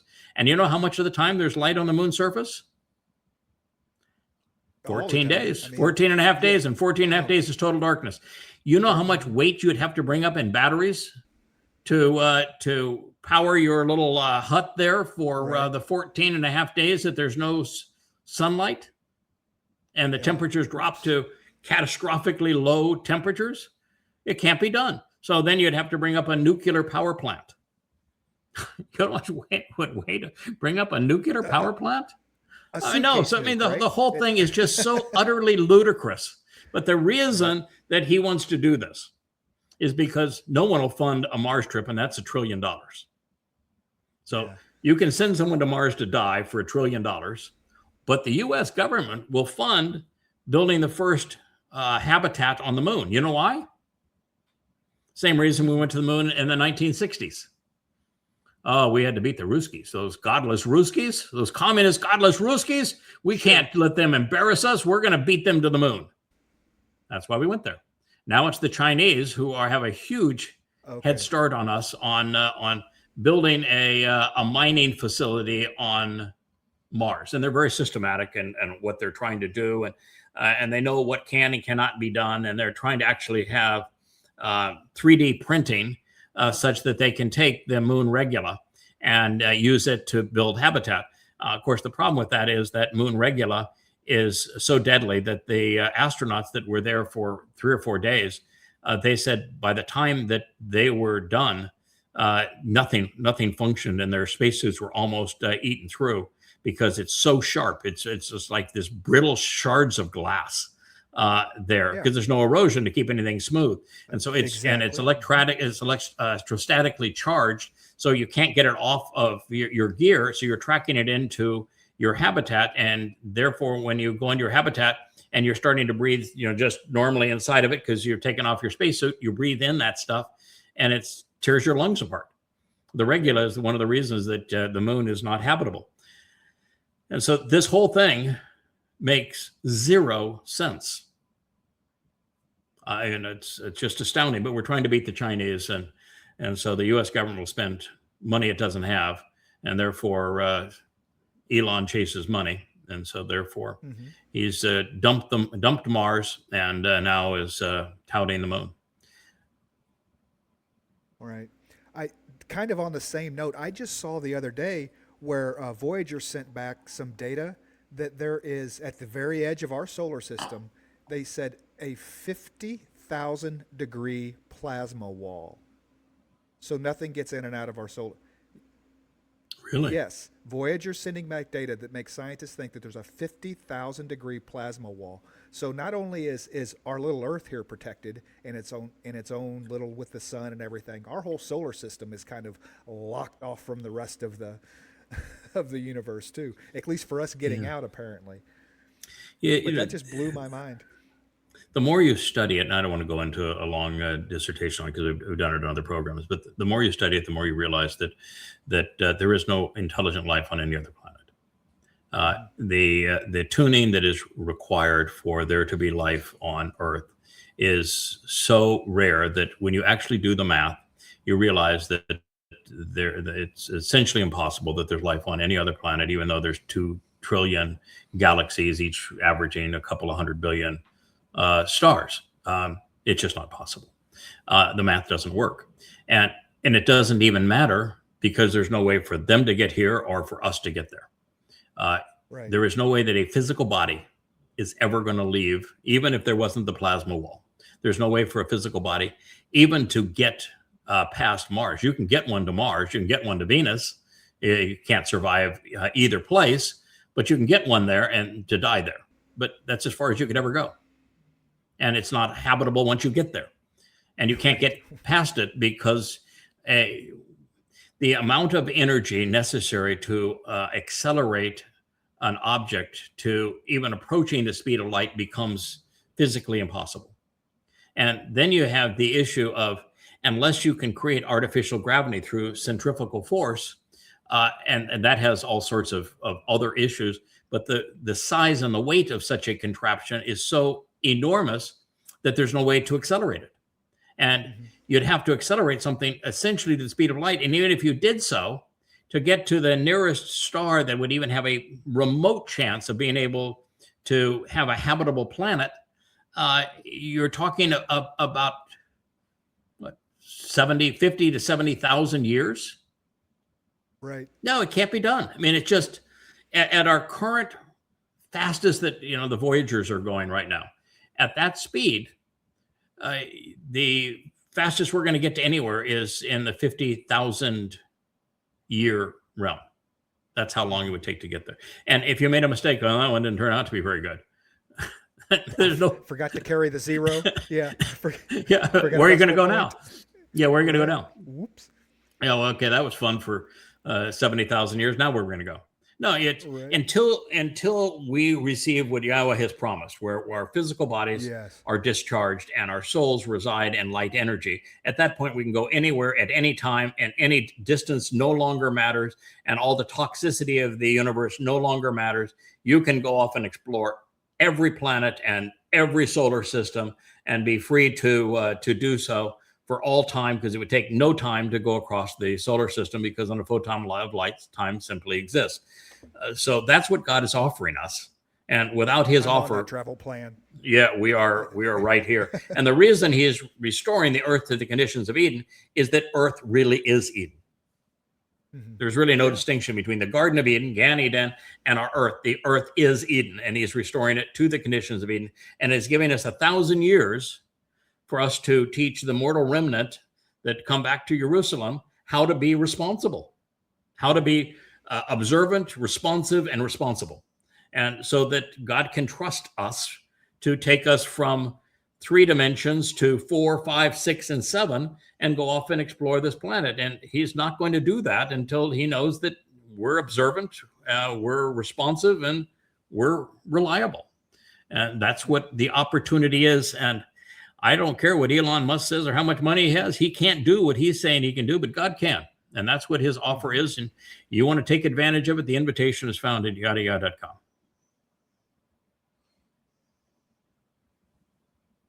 Oh, God. Judaism is not a religion you join. It's a people you belong to. I'm a proud Jew. The opposite is true. The opposite is true. Yahud is the name. If you're going to be a Jew, you are forever estranged from God. Why would you even have a religion when it is opposed to God? God is opposed to religion. Your ethnicity is Yahud or Yisraelite. Take your pick. You're a descendant of Yahud, or you're a descendant of the other 11 tribes, and you are a Yisraelite. Take your pick. It is an ethnicity. It is your DNA. You do not use religion to change your DNA. You know, there is no correlation between religion and DNA. So the religion of Judaism controls people, particularly Jews, estranges them from God, erased Yahweh's name, has destroyed the Jewish people. Yahweh hates religion, and he hates Judaism most of all. And your only hope, if you are a Jew, is for you to figure out how to become a Yehud, which you can do at YAHOWAH.com. Become a Yehud again. Yehud is a compound of Yahweh's name, Yahweh, and Dod's name, Yehud. It probably is, as I've said so many times, it's probably Yahud for Yahweh and Dod, but it's a combination of Yahweh's name and Dod's name. His beloved son. It means beloved of Yah, and that is your only way that you can be a proud Jew all you want to, but you're gonna die. It was over the next 7 years, I will guarantee you 100% of the proud Jews that join the religion of Judaism are going to be dead. 100% of them over the next 7 years. And the only way that you're part of that mortal remnant, or you're part of the harvest, or you survive this, is to stop being a Jew and start being a Yehud, and to return to Yahweh. And you need the first step in doing that. First condition of the covenant is to walk away from religion. Absolutely. Yahweh's looking for his Yahudim. He is.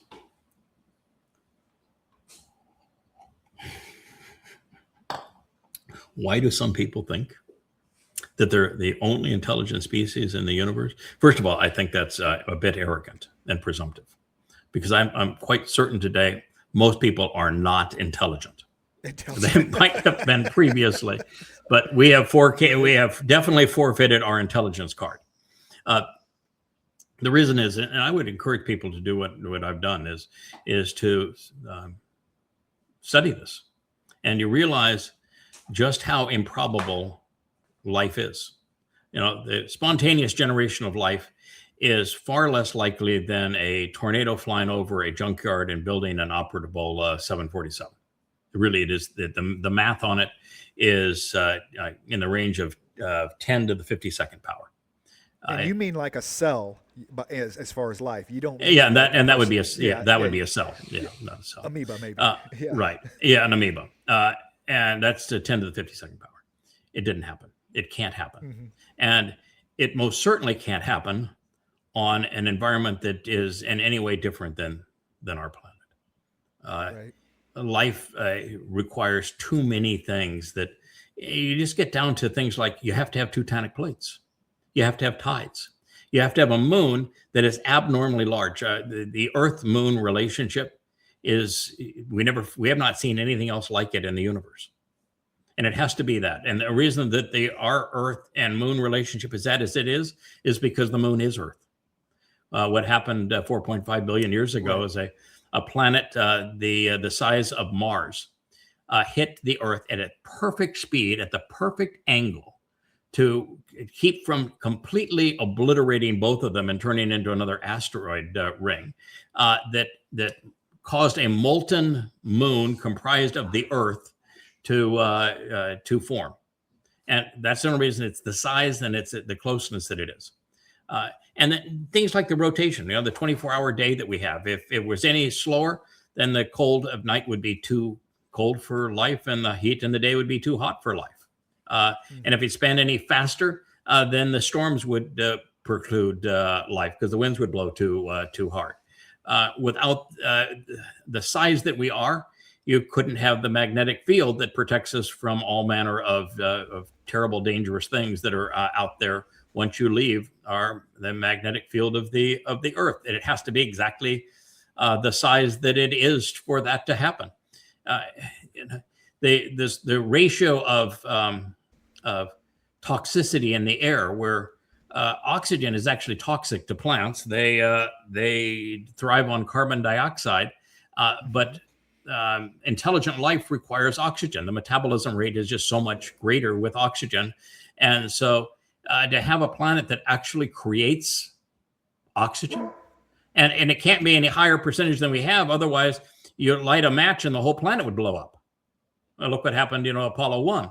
And so, it's just everything that you can possibly think of. The sun has to be exactly the same size as our sun and the same style of star at the exact same size. A red dwarf won't work. These blue stars won't work. It has to be exactly the same size as our star, with the longevity our star has and the stability our star has. And you have to be exactly the distance from that star that we are. Mm-hmm. And you have to have a planet the size of Jupiter, that's the distance that Jupiter is from us, to absorb all of the other impact of asteroids. Otherwise, the planet would just be completely bombarded, like happened 60 million years ago, to wipe out 70% of the life forms at that time. You can go on for an hour of all of the fine tuning that is required. You even have to have the solar system has to be in the outer ring, but not the absolute outer ring, but towards the outer ring of its galaxy. Because as you move closer into the galaxy, there's too much explosions going on and too much, if a star goes supernova, which that's how the larger ones die, and it happens anywhere near you, your planet is obliterated. Right. So it can't produce life. So you can't be in the inner part of a galaxy where most of the stars are. You have to be out in one of these wings, exactly where we are. And you have to be in a galaxy that's separated from other galaxies. The Milky Way galaxy is in this huge void where there's nothing else around it, or you'd be blown away. And as I said, you could go on and you could do the math and to say, well, how many planets would that represent? And all of a sudden you're in numbers where it becomes even greater than the chance formation of life, just to have a planet that could support it. And then if you have that chance support of life, you've got to have whatever was created have a way to reproduce itself, or you're back to the starting point all over again. Then you have to have a way for it to feed itself. And then you have to wait for it to process that food. And you have to have the food available. Otherwise, you're back to scratch again. And genetic mutations don't develop more intelligent, more sophisticated life. They go the opposite way. They're caustic.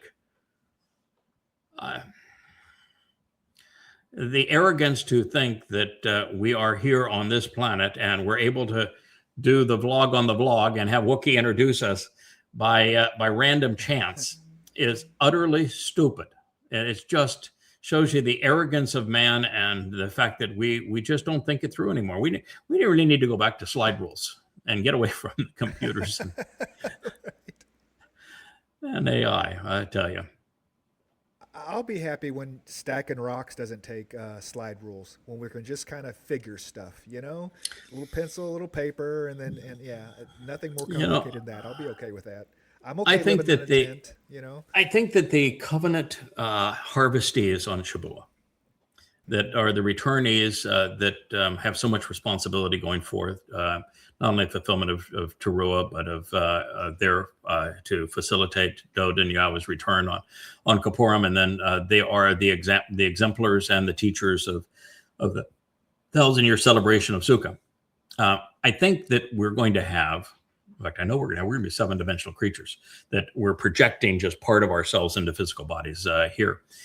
And so I think that we'll be able to look at something and say, I want to terraform it. I want it to be this way. Yeah. I want these living quarters, and you can think it into existence, because matter is just simply an organized form of energy. A diminished organized form of energy. So I think you should be able to think things into existence. I don't think we're going to be able to show off all that often, because we're going to be living around mortals, and we have to be able to set an example. But it's going to be a pretty extraordinary opportunity, particularly when we leave this planet and the things we get to go do together. My hope is that God did specifically create another group of planets that are ideally, so if he could do it for us, he could do it for others, and that there are others that we can go visit and we can see and experience other forms of life, or we're going to create them ourselves, or however that's going to work. But I do think that Yahweh loves life, and when he takes us around as explorers, I think we'll have that opportunity either to create life or enjoy life that he has created for us. I think the first 1,000 times that I do it, I'm going to sit back and say, you're really good at this, and you've had the practice. Why don't you create the life, and I'll sit here and enjoy it. I might even criticize some of it just for fun, but right. Yeah. Why don't you show me how to do it the first 1,000 times, and then maybe I'll try. We can take the Torah show on the road. So what we're doing is throughout the galaxy, just plopping in different planets and delivering Torah show to the different planets. Hey guys, this is how it works out. You know. Yeah, I think when we're going to do it as very small groups. I think by the time we're done with all this, we're all going to be introverts. More, some of us more so than others, but yeah. Some of us more so than others. I'm definitely going back to my birth. I was an introvert when I was born. I'm going back to it. And that doesn't mean that you don't like people. I like people. I just don't want to be around, 1,000 of them. Just as soon all the time. Yeah. Yes.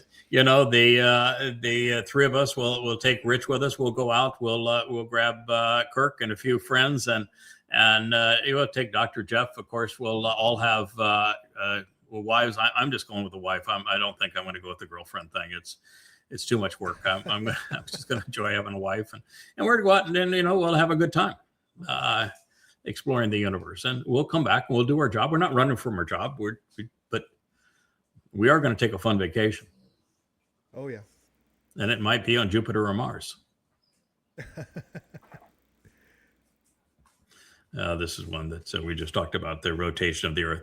The speed of it has to be exactly the way it is, and it even has to have the tilt that we have for the weather conditions to exist. Right. And you have to have the tectonic plates, otherwise you wouldn't have the different kinds of zones that are for different kinds of life. And if you didn't have uplift for volcanic activity that happens largely because of the tectonic plates, but the shifting of land masses, then warm moisture blowing over the oceans wouldn't rise to create rain.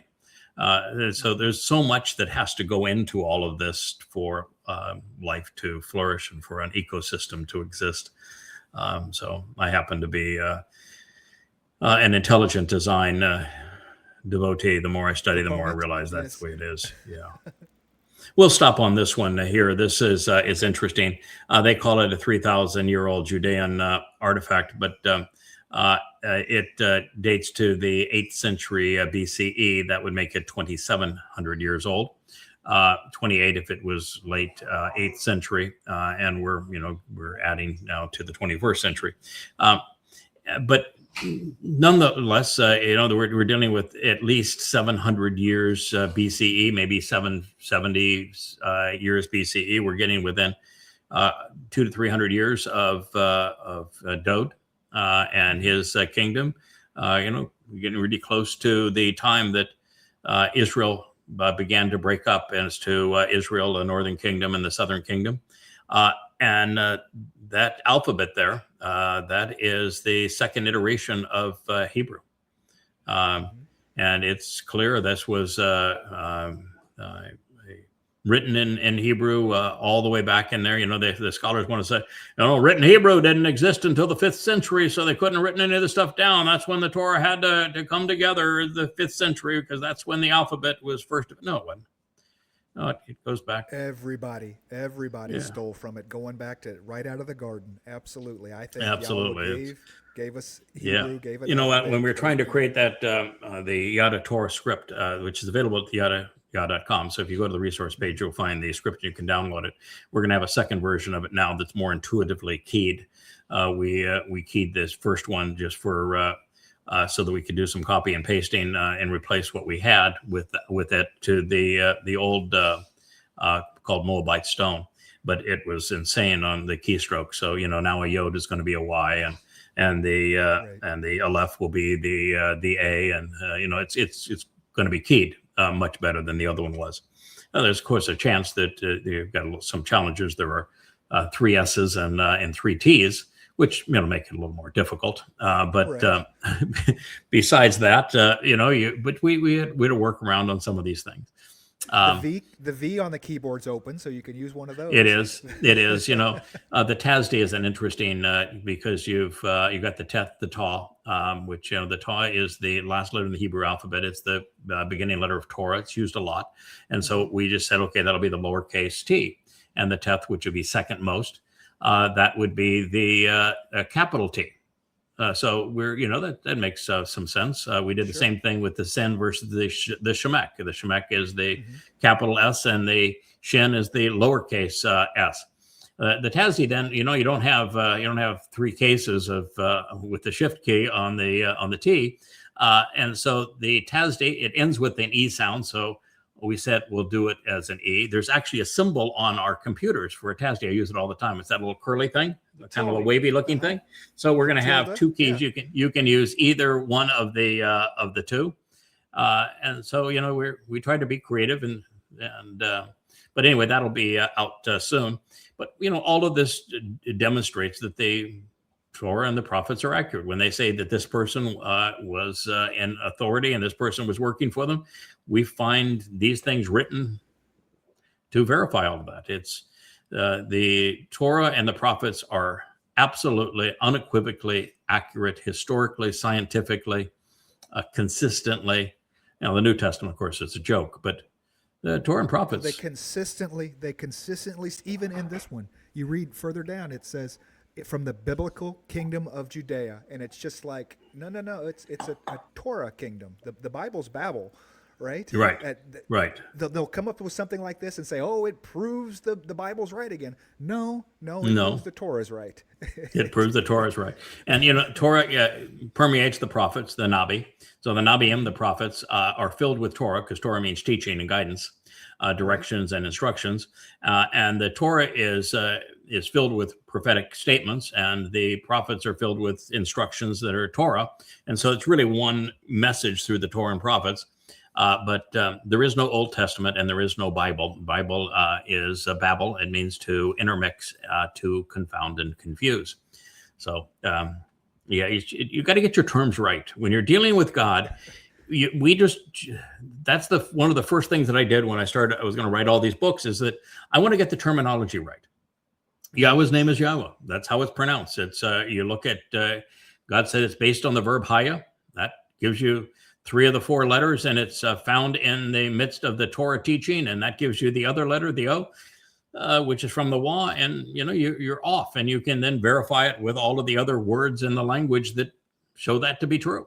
But it's important that you translate the words correctly. Like Torah is from the verb, according to Yahweh. Yahweh defines his terms. He says that Torah is from the verb yara. Yara means source of instructions, directions, teaching, and guidance. So what is Torah? Source of teaching, guidance, and instruction and directions. It's not hard to figure this stuff out, but you got to start with a clean slate and wipe the religiosity away, so that you're not using terms like Bible. You don't use terms like Scripture. You don't use terms like Old Testament. and you use the correct terminology. And it's the only way you're going to get to know God. And God's not going to make it easy. He has to have a filtering mechanism. He's got to keep the Nimrods out. He does not want to spend eternity with anybody stupid enough to be religious, or somebody that's overtly political, or somebody that's conspiratorial, or somebody that's anti-Semitic. No dunderheads allowed. You got to think your way through it. And we provide all of that. That was our job, to provide all of it and to give you all the information you need to make an intelligent decision. What you do with it is up to you. Absolutely. And you thought you were making it too easy. I did. That's always been one of my great concerns, was that I'd made it too easy, and God's going to be really upset with me for allowing idiots into Shamaim because I made it too easy. And everybody else is screaming, oh, come on, can you just dumb it down? Can you give me the Cliff Note versions? I don't need 35 books. I just want a paragraph. So no, I ain't doing that. I'll tell you what. Yahweh says, Yada, that one's yours. That guy's yours. He's hanging with you for the rest of the time. You brought him in. He's all yours. Man, he's your responsibility, and I'm not going there, man. I know my lane. I'm staying in my lane. I'm okay with my lane. Yeah, right. Yeah. Although Yahweh's never comfortable, or never allows you to get comfortable in your lane. His whole deal is, okay, you were pretty good with that. We're gonna up the ante. Okay, well, you did okay with that. Now we're gonna up the ante again. And he just keeps on upping the ante till you finally just say, okay, Uncle. Well, he's growing, and so you're growing, and we're all growing. And he's just not going to, I've tried that several times. I said, you're making this impossible, because I went from anonymous, and I can do this job as anonymous. That's really swell. But God says, I don't do anonymous. And so you're not anonymous, and we're not doing anonymous. So here's who you are. And okay, you say, all right, I'm gonna grow into that, Choder and Nakri and Nakar, and then he has another 50 insertions, and then you find out that he started talking about you in the fourth day of creation, a billion years ago, and you're dealing with okay, no pressure here, but you could make this easier if you didn't draw all this attention to your spokesperson and just let that spokesperson anonymously convey this message. And you guys said, I don't do anonymous. So there you go. You're really dumb life decision would be to tell God that he's wrong, and you're just not gonna do it anymore. Even Moshe and Dode tried that. Didn't work out well for him. I've read the story. I'm not going there. Right. So, it did not work out for them. That is not the right call. So I want to skip my 51st Mizmor moment. I want to go to my 119th Mizmor moment. I do. Yeah, I think it's the 116th, but yes, that's what I want to do. Yes. And right now I'm having my 89th Mizmor moment for probably the 89th time. And you just shake your head and say, God, this was always there, and how did I miss it? Why are you dealing with me and I missed this? And he said, well, have you looked around recently on how many other options I had? What did he say with Moshe? What was the reason he chose him? He was responsive. He showed up. He responded, and he was barely responsive, right? No, I don't want to do this. No, I don't talk well. No, I'm not going to go. Yeah. And what did Dode finally say? God, you're what you're asking for is impossible. You're impossible. I don't want to do this anymore. The 51st Mizmor is Dode's meltdown, just as Numbers 11 is Moshe's meltdown. Yeah. We got through at Numbers 15, and that talked about how God's going to solve the meltdown that took place in the 11th chapter and the 12th chapter of Numbers. You know what they do in the 16th chapter? They have another meltdown. They try to go after Moshe again, and God has to kill him. They say, okay, well, that group's gone. After he killed everyone above the age of 20, he says, all right. I think God's an introvert too. He says, I'm not really interested in numbers. We're going to get this down to a few enough that we can make this work. Right. Well, my friend, we have gone over the 2-hour limit. I think this was an interesting. You got another show in you? You got another show in you tonight? I don't know. We're going to talk to Rich about that. I guess it's the question. It is 5 o'clock. Last night our last show ended with me ingesting moths and getting moths pummeling my my eyes because we had these bright lights. In the middle of the tropics at night. I think we ended that show at like 8:45, didn't we? Almost, well, not quite that bad, but it was close. I mean, it was late, and so by the time we got everything covered back up, it was at least that time. And you're saying, what do we? We got to make it to the end, and you don't want to burn the candle at both ends to the point that you don't. I am not facing God and saying, you wore me out. I didn't have enough fuel to get to the end. So we did the best we could up to a point. But, we just tell Yahweh we'd have done another show, but we couldn't get Kevin out of bed. Well, that was this morning. That was this morning. Of course, we're 3 hours ahead of you, but that didn't matter. It doesn't matter. I was joking. I'm going to move to Ireland. I'm going to move to Ireland so that the time zone works in my favor. Okay. Good luck with Ireland. They love Yahweh in Ireland. Yes, that's a place that. I'm Irish, and I'm embarrassed with what they have done. All right, my friend. Well, it has been fun. I've enjoyed this format. I love the Wookiee introduction. Maybe we could play the Wookiee introduction as the outro, just because, well, it's fun. How about that? Can you arrange a Wookiee sayonara for us? And I can play the Wookiee intro again, and then we can when we end the stream, it'll play the Kara outro. So you'll see intro, outro back to back. Oh, okay. Let's do both. Best of both worlds. Right. Okay. Best of both worlds. Thank you. There it is. Come a little closer and lend me your ears. Don't worry, you keep yours while I keep mine. In each episode, we'll dig into the major stories, uncover the truth, and retrieve gems from Yada's blog. We'll discuss what's right, bark about what's wrong, wag our tails at the thrill of discovery, and take you on adventures through the exciting world we live in today. So, fasten your curiosity leash and get ready. Right then, coming to you with another episode of the Yada's Vlog on a Blog. Tomorrow's news, disseminated today. Let's dive in.